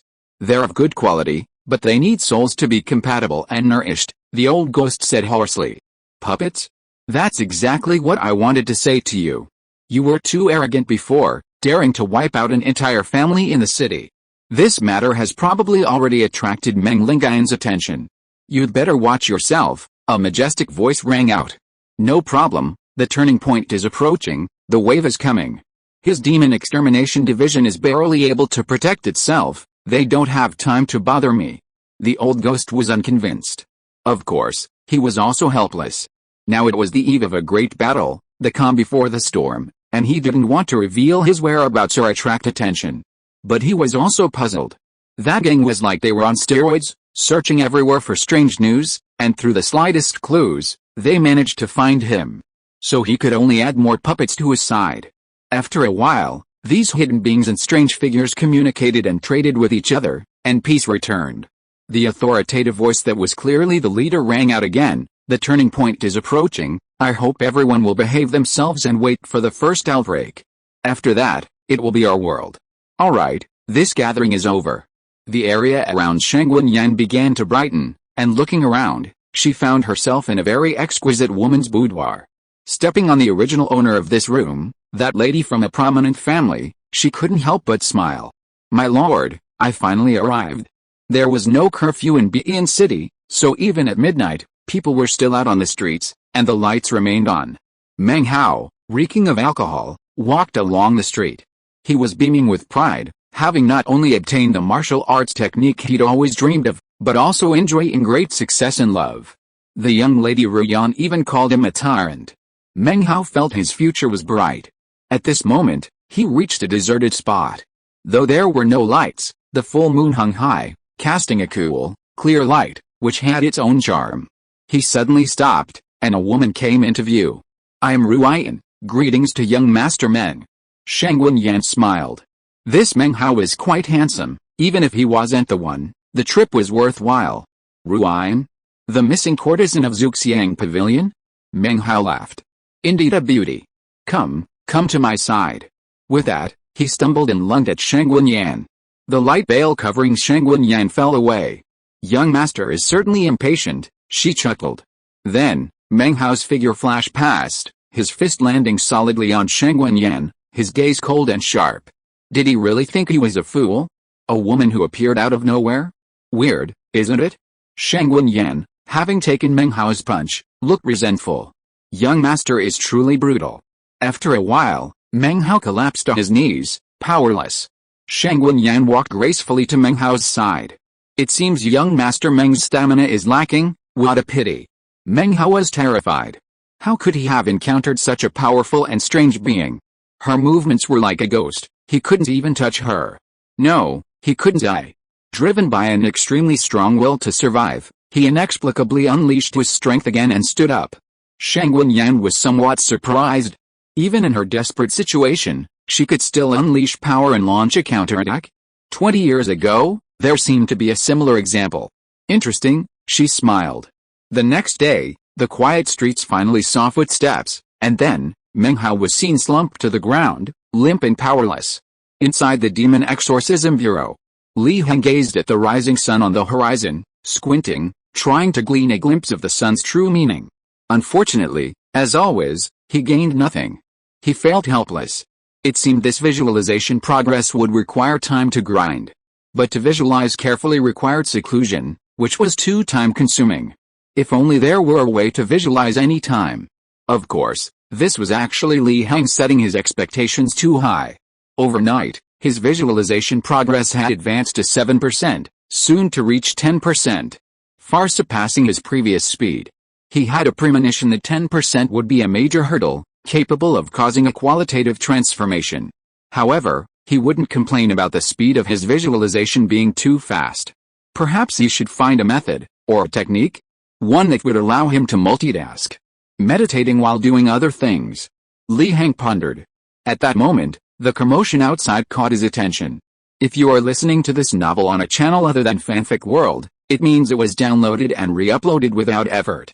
We warmly invite you to visit our channel, Fanfic World. There you will find the original version of this story and many other novels of various genres. We look forward to seeing you dive into a world of incredible novels. Chapter 22 Breakthrough in Cultivation. Of course, he was only paying attention. He was currently in seclusion and couldn't go out. Unless the sky fell, he would have to ignore everything outside. Li Heng shook his head. It was quite noisy so early in the morning. He simply closed his eyes and continued his visualization. Two suns continued to appear before his eyes. This time, the suns he visualized became more intricate, no longer just simple fireballs, but had taken on some form. Although he was quite puzzled. Why would a sun have such a complex form?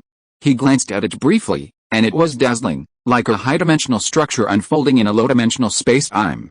Li Heng shook his head, attributing it to differences in the world. After all, if it were a stellar version of the sun, he probably wouldn't have any conceptual ability. This visualization continued for the alternation of sun and moon. As dusk approached, Li Heng's visualization progress had reached 9%, only a hair's breadth away from 10%. At this moment, he was extremely cautious, carefully outlining the suns he visualized to avoid any oversights. A towering building rises from the ground, but if the foundation is flawed, even a breakthrough in cultivation will result in a precarious structure, collapsing at the slightest touch, rendering everything illusory. And so, another night passed in this mental sketch. The next morning, the sun's rays spread across the earth, a few golden rays filtering through the latticed windows and falling upon Li Heng, bringing him warmth. At that moment, Li Heng suddenly had an epiphany, completing the final stroke in his mind, instantly advancing his visualization by 10%. The sun he visualized had completely transcended the simple ball of fire. Upon closer inspection, it truly possessed a divine quality. If manifested in the world, it might truly illuminate a street. This illumination wasn't merely a source of light, simply something being illuminated. It referred to a divine entity that illuminates and protects all living beings, dispelling evil and malevolence. Legend has it that the world was originally empty and dark. But suddenly, a great sun appeared, driving away all darkness, giving rise to all things and spirits, ushering in a world of light. Therefore, if Li Heng could achieve the ultimate visualization, perhaps he could also recreate this legend. Of course. If the world were merely the size of a street, Li Heng could achieve this level of visualization of a sun. His visualization progressed, and the divine intent of the sun further influenced the primordial energy within his body, accelerating its transformation into solar primordial energy, the great sun's primordial energy. This primordial energy filled his body, making his every movement surge with power, unapproachable by demons. If it were to erupt, it could tear a ray of light through the long night. His primordial energy had completed its transformation, and his cultivation naturally followed. Li Heng smiled gently. His foundation was already laid, so why not break through to the foundation establishment stage? Thinking this, he realized he had already stepped into the foundation establishment realm. The primordial energy within his body was no longer confined to the realm of blood and ki, but filled his entire body, cleansing his internal organs and limbs. If others knew of this, they would be astonished. Because those who could achieve this were all martial saints of the blood exchange realm, only after the blood exchange could one cleanse oneself from within. But Li Heng had only just reached the body-tempering realm of the foundation establishment stage. With a thought, a ball of flame rose from his palm, the nascent version of the true sun fire. As his visualization progressed and his cultivation broke through, Li Heng's true sun fire evolved, transforming from an infant into a teenager. If it was merely a flame before, it was now truly a fireball. If Li Heng wished, he could even join a fireball cult. And that wasn't all. Li Heng could sense a fundamental transformation in the true sun fire, gaining additional functions. Previously, the flame was domineering, instantly incinerating anyone it touched, somewhat uncontrollable. But now, Li Heng could manipulate it at will. He could make it erupt or not, and it could even nourish the life force of others. Li Heng was somewhat surprised. Flames could nourish life force? But after thinking about it, it didn't seem wrong. Flames inherently possessed the essence of civilization's origins. The sun inherently embodied the concept of illuminating all things and nourishing life. Wasn't his true sun fire born from the sun? He withdrew his excited thoughts. Li Heng continued his visualization practice, hoping to directly increase his progress from 10% to 11%. However, he regretfully discovered that the process was extremely difficult, and his speed dropped significantly. He realized that he was stuck here again. This time, it wouldn't be something that could be resolved by seclusion. He would have to go out and see the world, just like before. At the same time, he remembered his thoughts from yesterday. Was there a way to maintain visualization at any time while simultaneously performing other tasks? After all, this was a fantasy world, and it wasn't impossible. Li Heng took out the divine power crystal he possessed, and a thought suddenly popped into his head. What if he could use this crystal to cultivate an avatar, or even a second primordial spirit? The main body could walk the path of martial arts, roaming the world.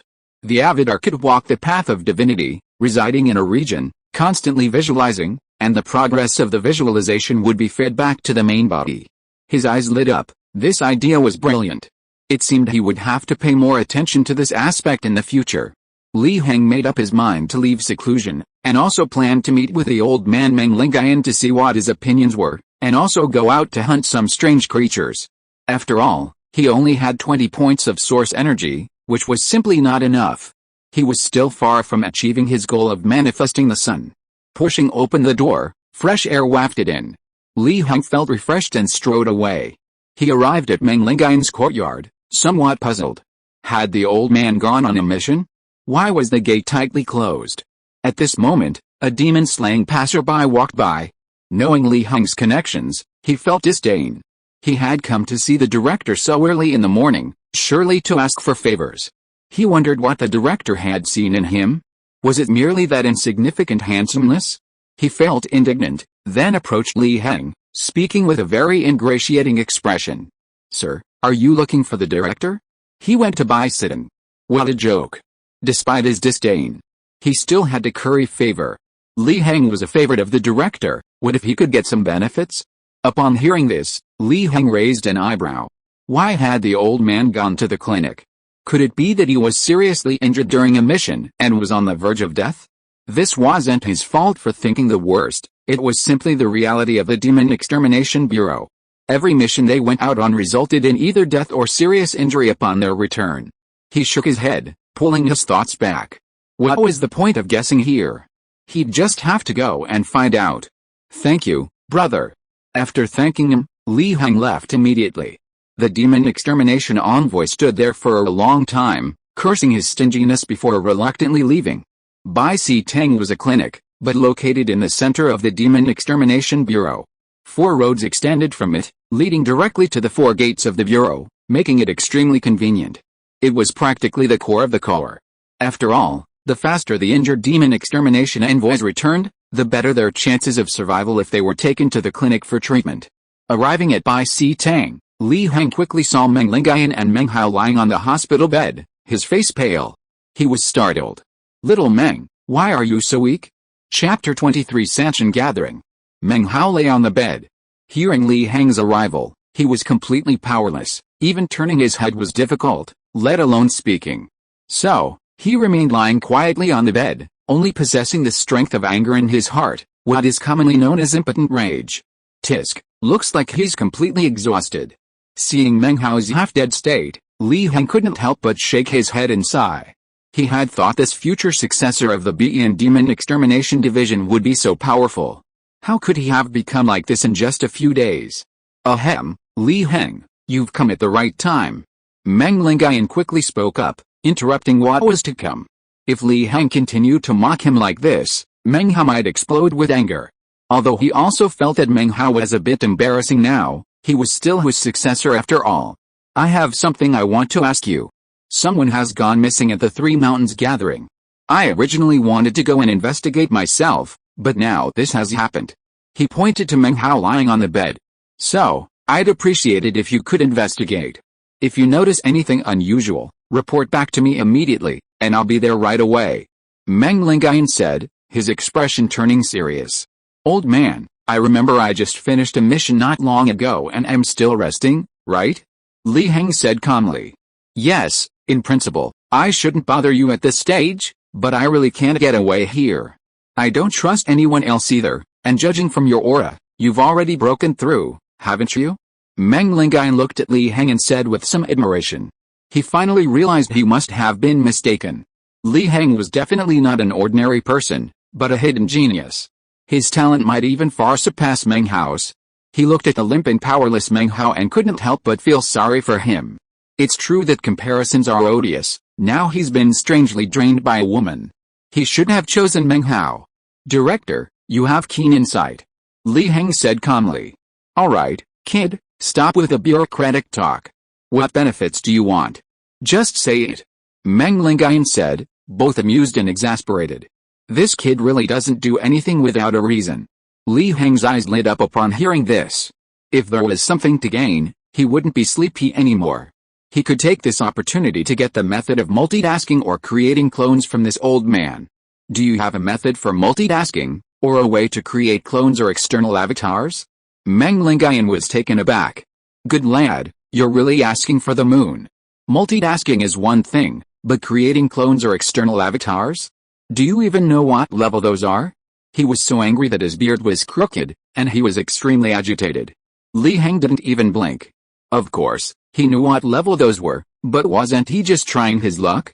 So, old man, do you have them or not? Meng Lingayan calmed down and frowned. Even if this kid had broken through to the Foundation establishment realm, logically speaking, he wouldn't need these methods, right?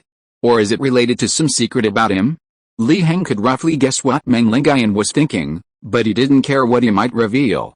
After all, he didn't need these techniques to kill people, they were just to assist him in his meditation. I don't have any clone techniques.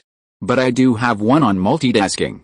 However, that thing is of a high grade, so, old man. What are your conditions? Li Heng interrupted Meng Lingayan. One of our Demon Extermination Division's Demon Extermination envoys has also gone missing at the Three Mountains gathering. We hope you can find his whereabouts, alive or dead. Meng Lingayan said solemnly. This was precisely why he wanted to go there personally, since their Demon Extermination Division's headquarters was located there. The headquarters had been attacked, and personnel were missing. At this critical juncture, this was a major event. Logically speaking, such a major event wouldn't trouble a newly advanced Foundation establishment cultivator, but Meng Lingayan knew Li Heng's combat strength. If a nourishing Yuan realm cultivator could deal with a strange entity with a strange domain, then a Foundation establishment cultivator would be even more capable. These conditions are too difficult. Let's find another one. Li Heng shook his head, he hated finding people. How about another 3,000 merit points? If you can investigate the cause of this matter and hunt down the lurking monsters, you can choose whatever you want, including some cultivation techniques. Deal. Li Heng slammed his hand on the chopping board in agreement. He would be a fool not to agree, since he originally wanted to hunt down the monsters. After talking for a while longer, Li Heng left. Meng Lingayan watched Li Heng's departing figure and couldn't help but sigh. If time could turn back, he would choose. He looked at Meng Hao lying on the bed and couldn't help but feel a headache. His foundation was almost completely destroyed. What should he do? Did he really have to beg for help and owe someone a favor? Li Heng left the Demon Extermination Division and headed towards the Tongshan River wharf. Going downstream from the Tongshan River, he could reach the Three Mountains gathering. This so-called Three Mountains gathering was located in the middle of three large mountains, and because there were three villages in the Three Mountains, it was also called the Three Villages Gathering. Originally, this was a trading place for three villages, a place to exchange goods and services. However, later, Because the taxes for entering Bian City were too high, villages farther away from Bian City also chose to trade here. Therefore, the Three Mountains Gathering has flourished ever since. Although trading here is certainly not as safe as in Bian City, at least there's no city entry tax. Information about the Three Mountains Gathering flashed through Li Heng's mind, and he felt that this so-called gathering was definitely not just about the surrounding villages. There might also be some high-ranking officials and nobles from Bian City. Because this is an excellent tax haven. Logically, such a place with frequent trade and no taxes should be banned by the authorities, but it has remained peaceful until now. One can imagine how deep the waters run behind it. Li Heng shook his head. No matter how deep the waters are, he's there to kill monsters, not to make money. No matter how deep the waters are, it won't affect him. Unless someone dares to collude with the monsters. In that case, he'll just have to kill them one by one. As for his accusations of disregarding human life, the Exorcism Bureau operates on a whim. If I say you're involved with the supernatural, then you're involved. That's how domineering they are. Arriving at the Tongshan River dock, he randomly picked up a boatman. Boatman. The Three Mountains Gathering. The boatman was a middle-aged man, quite robust, clearly never having gone hungry. This young master is going to the Three Mountains Gathering? The man was surprised. What? Is there something strange about this? Many people have recently disappeared from the Three Mountains Gathering area, and it's already under martial law by the government. If you're going to buy something, you'll probably return empty-handed. The man answered honestly. Li Heng raised an eyebrow. Was the situation so serious that even normal trade was affected? It's alright, just go ahead, you'll get your money back, he said calmly. The boatman was puzzled. Why go to the Three Mountains Gathering if not to buy anything? But since he was being paid, he didn't question it further, he was just afraid of being cheated. He boarded the boat and sailed downstream along the Tongshan River. Around noon, the outline of the Three Mountains Gathering finally came into view. Li Heng was somewhat surprised. The scale of this gathering was enough to make it resemble a town. Chapter 24 Observations at the Gathering. The Great Li dynasty didn't have town-level administrative units. Below the county seat were numerous villages. When Li Heng first learned of this, he found it strange that a county directly governed villages. The leap seemed too large. Later, he realized that although this world was a fantasy world of extraordinary powers, it was still an ancient dynasty, and productivity wasn't widespread.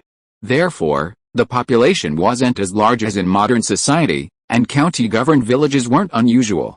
However, this Three Mountains Gathering now truly met the standards of a town, and it looked quite prosperous. Boatman, didn't you say this place was under martial law? Why are people still coming and going, trading? Li Heng said casually.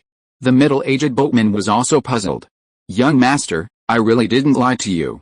The government just announced martial law yesterday. The man was also very puzzled. It shouldn't be like this. Was the order changed overnight? Li Heng pondered. He shook his head, dismissing the matter. Whatever, people trading at the gathering was a good thing. After all, there's no strange occurrence without people around. Having paid the fare and bid farewell to the puzzled boatman, Li Heng stepped back onto solid ground, feeling a sense of security. He couldn't fly now, and an accident on the water would likely cause serious trouble. The Three Mountains Gathering was bustling with people. Li Heng didn't immediately head to the Demon Extermination Bureau's headquarters, but instead strolled around, observing the terrain. This observation confirmed his suspicions. The roads in the Three Mountains Gathering were mostly straight and interconnected, almost without curves, much like those in Bian City. Li Heng didn't believe that Bian City hadn't contributed to this. Moreover, the Three Mountains Gathering was remarkably orderly, unlike any other marketplace. If it weren't for the fact that the surrounding buildings weren't as tall as those in Bian City, he would have thought he had returned. He stopped and sat down at a food stall. Shopkeeper, what kind of food do you have here? It was already noon, he needed to fill his stomach first. The stall owner, a quick-witted young man, noticed Li Heng's unusual attire and refined appearance and immediately spoke respectfully. Young master, I recommend the braised pork here. It's incredibly tender and juicy, and the braising liquid is a special secret recipe with a medicinal aroma, truly exceptional at this market. And if you add a bowl of cold noodles, the taste would be absolutely divine. Then I'll have one, as you've requested, Li Heng said casually. Alright, young master, please wait a moment, it'll be ready soon. The stall owner immediately got to work. By the way, wasn't the Three Mountains market supposed to be under martial law? Why is trade still proceeding normally? Li Heng asked nonchalantly.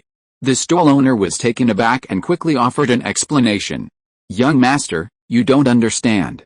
How can the government interfere with the Three Mountains gathering? This place is run by the Flying Cloud Merchant Guild. What can the government do if they want to impose martial law? They're blocking the Flying Cloud Merchant Guild's path to wealth, but they'll ignore it. Besides, in my humble opinion, the so-called martial law is just the government trying to profit from it. People going missing? People have gone missing at the gathering before. So why the sudden martial law? Perhaps the government thinks that since they don't have to pay taxes at the gathering, they can't get their hands on that pile of silver, and they were getting greedy. The young man said disdainfully while busy at work. Li Heng pondered. The Flying Cloud Merchant Guild? Shouldn't someone going missing be a big deal? In the past, yes. But gradually everyone got used to it. So what if someone goes missing? After all, fortune favors the bold, and there's no tax to pay here. Soon, the stall owner presented fragrant suckling pork and a bowl of cold noodles drizzled with chili oil. Young master, please enjoy your meal. Li Heng ate the cold noodles, feeling a mix of emotions. Although the Three Mountains gathering is far from Begin City, the waterways are still accessible. How could such a situation, with the emperor so far away, occur? Even the government can't compete with a merchant guild? Indeed, the Great Li dynasty is doomed. It's fortunate that this world has extraordinary power to suppress it. The great power resides within itself, and there are no natural disasters, allowing most people to survive. Otherwise, a change of dynasty would have been inevitable. Li Heng quickly finished his meal, his opinion of it being so-so. After all, it was a roadside stall. Unless you're exceptionally lucky, don't expect it to be particularly bad or good. Seeing Li Heng about to leave, the stall owner hesitated for a moment, then quickly approached. Young master, it seems this is your first time here, so it's best to be careful. Things haven't been peaceful at the gathering lately, quite a few people have gone missing. Li Heng nodded. Thank you. By the way, shopkeeper, perhaps adding a few more nutmegs to the braising liquid next time would make it even more fragrant. With that, Li Heng left without looking back. Having eaten and drunk his fill, it was time to get down to business. He arrived at the main street of the Three Mountains gathering. The street was very wide, almost the standard of Begin City. Vendors were hawking their wares along both sides of the road. Li Heng quickly spotted a courtyard gate with a plaque bearing the words "Exorcise Demons," written in a bold, flowing style, far more imposing than the plaque in Begin City. He pushed open the gate and entered the courtyard. Inside were two men dressed in the uniforms of apprentice exorcists, casually sweeping fallen leaves. They seemed utterly unimpressive. Li Heng wasn't wearing the exorcist's uniform at this moment. However, his gentlemanly attire didn't cause the two men to look down on him. Instead, they spoke respectfully. Whom are you looking for, young master? Lord Su? Lord Su has been missing for some time, and we don't know his whereabouts. Lord Su? Li Heng's eyes narrowed slightly. So it was the missing exorcist, Su Yinghun? Where did Su Yinghun last disappear to? He asked casually, startling the two men. They dared to address Lord Su by his name? Who is this person? One of them asked cautiously. Li Heng didn't answer, but directly revealed his token. The token gleamed under the sunlight. The two men were startled and immediately knelt down. Apprentice Demon Exorcist He Qing, Apprentice Demon Exorcist Su Liang, greet you, sir. We have been waiting for you for a long time. They were excited, some even with tears in their eyes. Finally, someone from Begin City had arrived. Get up. Tell me about the recent events. Where was Su Yinghun last seen? Li Heng said calmly, not wanting to waste time. Once he found a trace of his aura, everything would be simple. The two men exchanged a glance. This sir seemed to be a man of action. So, they wisely spoke directly. However, just then, a shout came from outside the courtyard. Su Liang, get out here. It's time to pay back the money. Chapter 25 Flying Cloud Chamber of Commerce. Upon hearing this voice, Su Liang, the apprentice demon slayer, paled instantly. Li Heng, seeing this, was slightly surprised. However, before he could speak, the gate of the Demon Extermination Bureau's headquarters was kicked open, the two wooden doors slamming against the surrounding walls, causing sand and soil to fall, demonstrating the force of the blow. Then, 5 people walked straight into the courtyard. Su Liang, paying back debts is a matter of course. Don't think you can renege on your debts just because you're from the Demon Extermination Bureau. My Flying Cloud Merchant Guild isn't so easily bullied. The speaker was a middle-aged man in a blue robe, resembling a steward, standing in the middle of the group. Beside him were 4 extremely muscular men, their muscles bulging, looking incredibly imposing. The Flying Cloud Merchant Guild? Li Heng was slightly surprised. Observing the aura of these 5 people, the 4 men were all at the peak of the nourishing Yuan realm, while the middle-aged man in the middle had already reached the Foundation Establishment realm. It seems that the Flying Cloud Merchant Guild is not simple. Manager Wang, didn't we agree on a few days grace period? Su Liang asked anxiously and uneasily. How, a few days grace period? The repayment date is clearly written in black and white on the loan agreement. Are you trying to renege on your debt? Manager Wang, standing in the middle of the 5, revealed a cold expression. But I clearly discussed this with you a few days ago, and you agreed. Su Liang seemed even more pressing. Oh, really? I don't know where the evidence is. If you can produce evidence, I'll leave immediately. Manager Wang was even more disdainful. You're bullying me. You're clearly just taking advantage of my uncle's disappearance to oppress me. Su Liang's face flushed red, filled with rage. Li Heng beside him emboldened him, allowing him to speak so directly.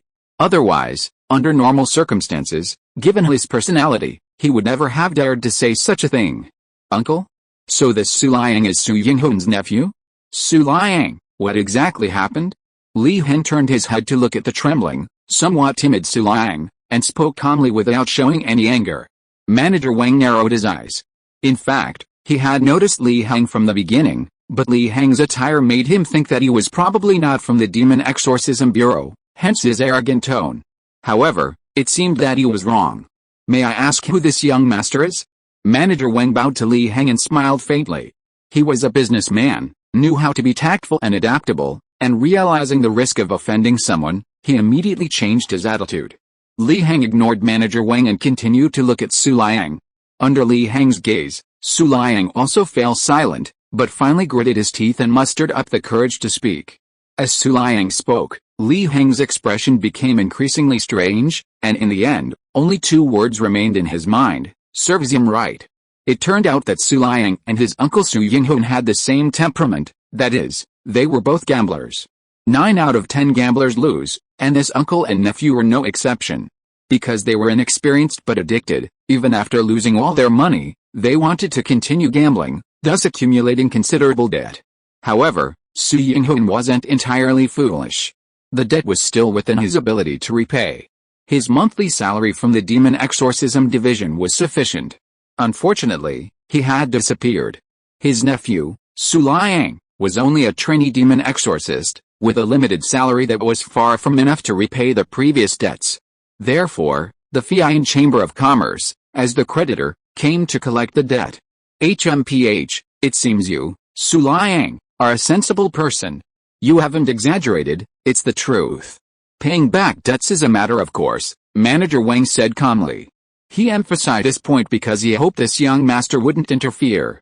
After all, young people of this age are most prone to acting impulsively, advocating for this or that justice, and ruining the Fian Chamber of Commerce's important affairs. I see. Then I won't interfere. Li Heng withdrew his thoughts and said calmly. He hated gamblers more than anything in his life, both in this life and the previous one. Gamblers were the least deserving of sympathy. Su Liang's face stiffened.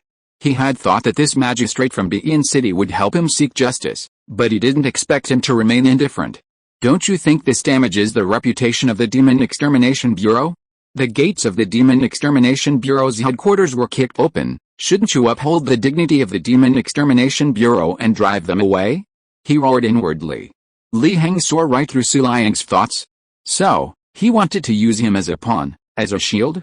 No way. He had to deal with the trouble he caused. As for the dignity of the Demon Extermination Bureau? What a joke. He was just a poor working-class man, not holding any official position in the Demon Extermination Bureau. So, let whoever wants to uphold his dignity do so. Anyway, the Flying Cloud Merchant Guild hadn't offended him. Seeing that Li Heng remained unmoved, he gritted his teeth and knelt on one knee.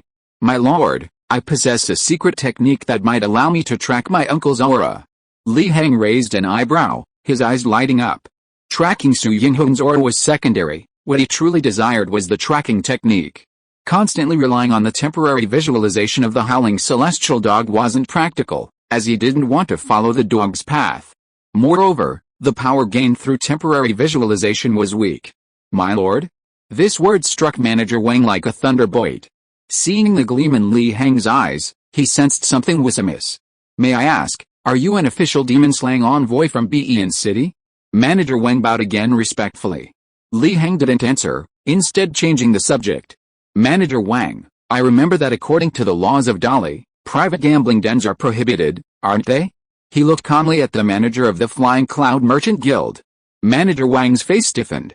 He knew perfectly well that Li Heng intended to protect Su Liang. As for the so-called laws of Dali? What a joke. Who cares now? If the laws of Dali were truly up to par, the Three Mountains gathering would have been banned long ago, it wouldn't exist anymore. Sir, Su Liang owes our merchant guild a lot of money, Manager Wang said after a moment of silence, emphasizing this point. I know that. Paying back debts is a matter of course, Li Heng said calmly.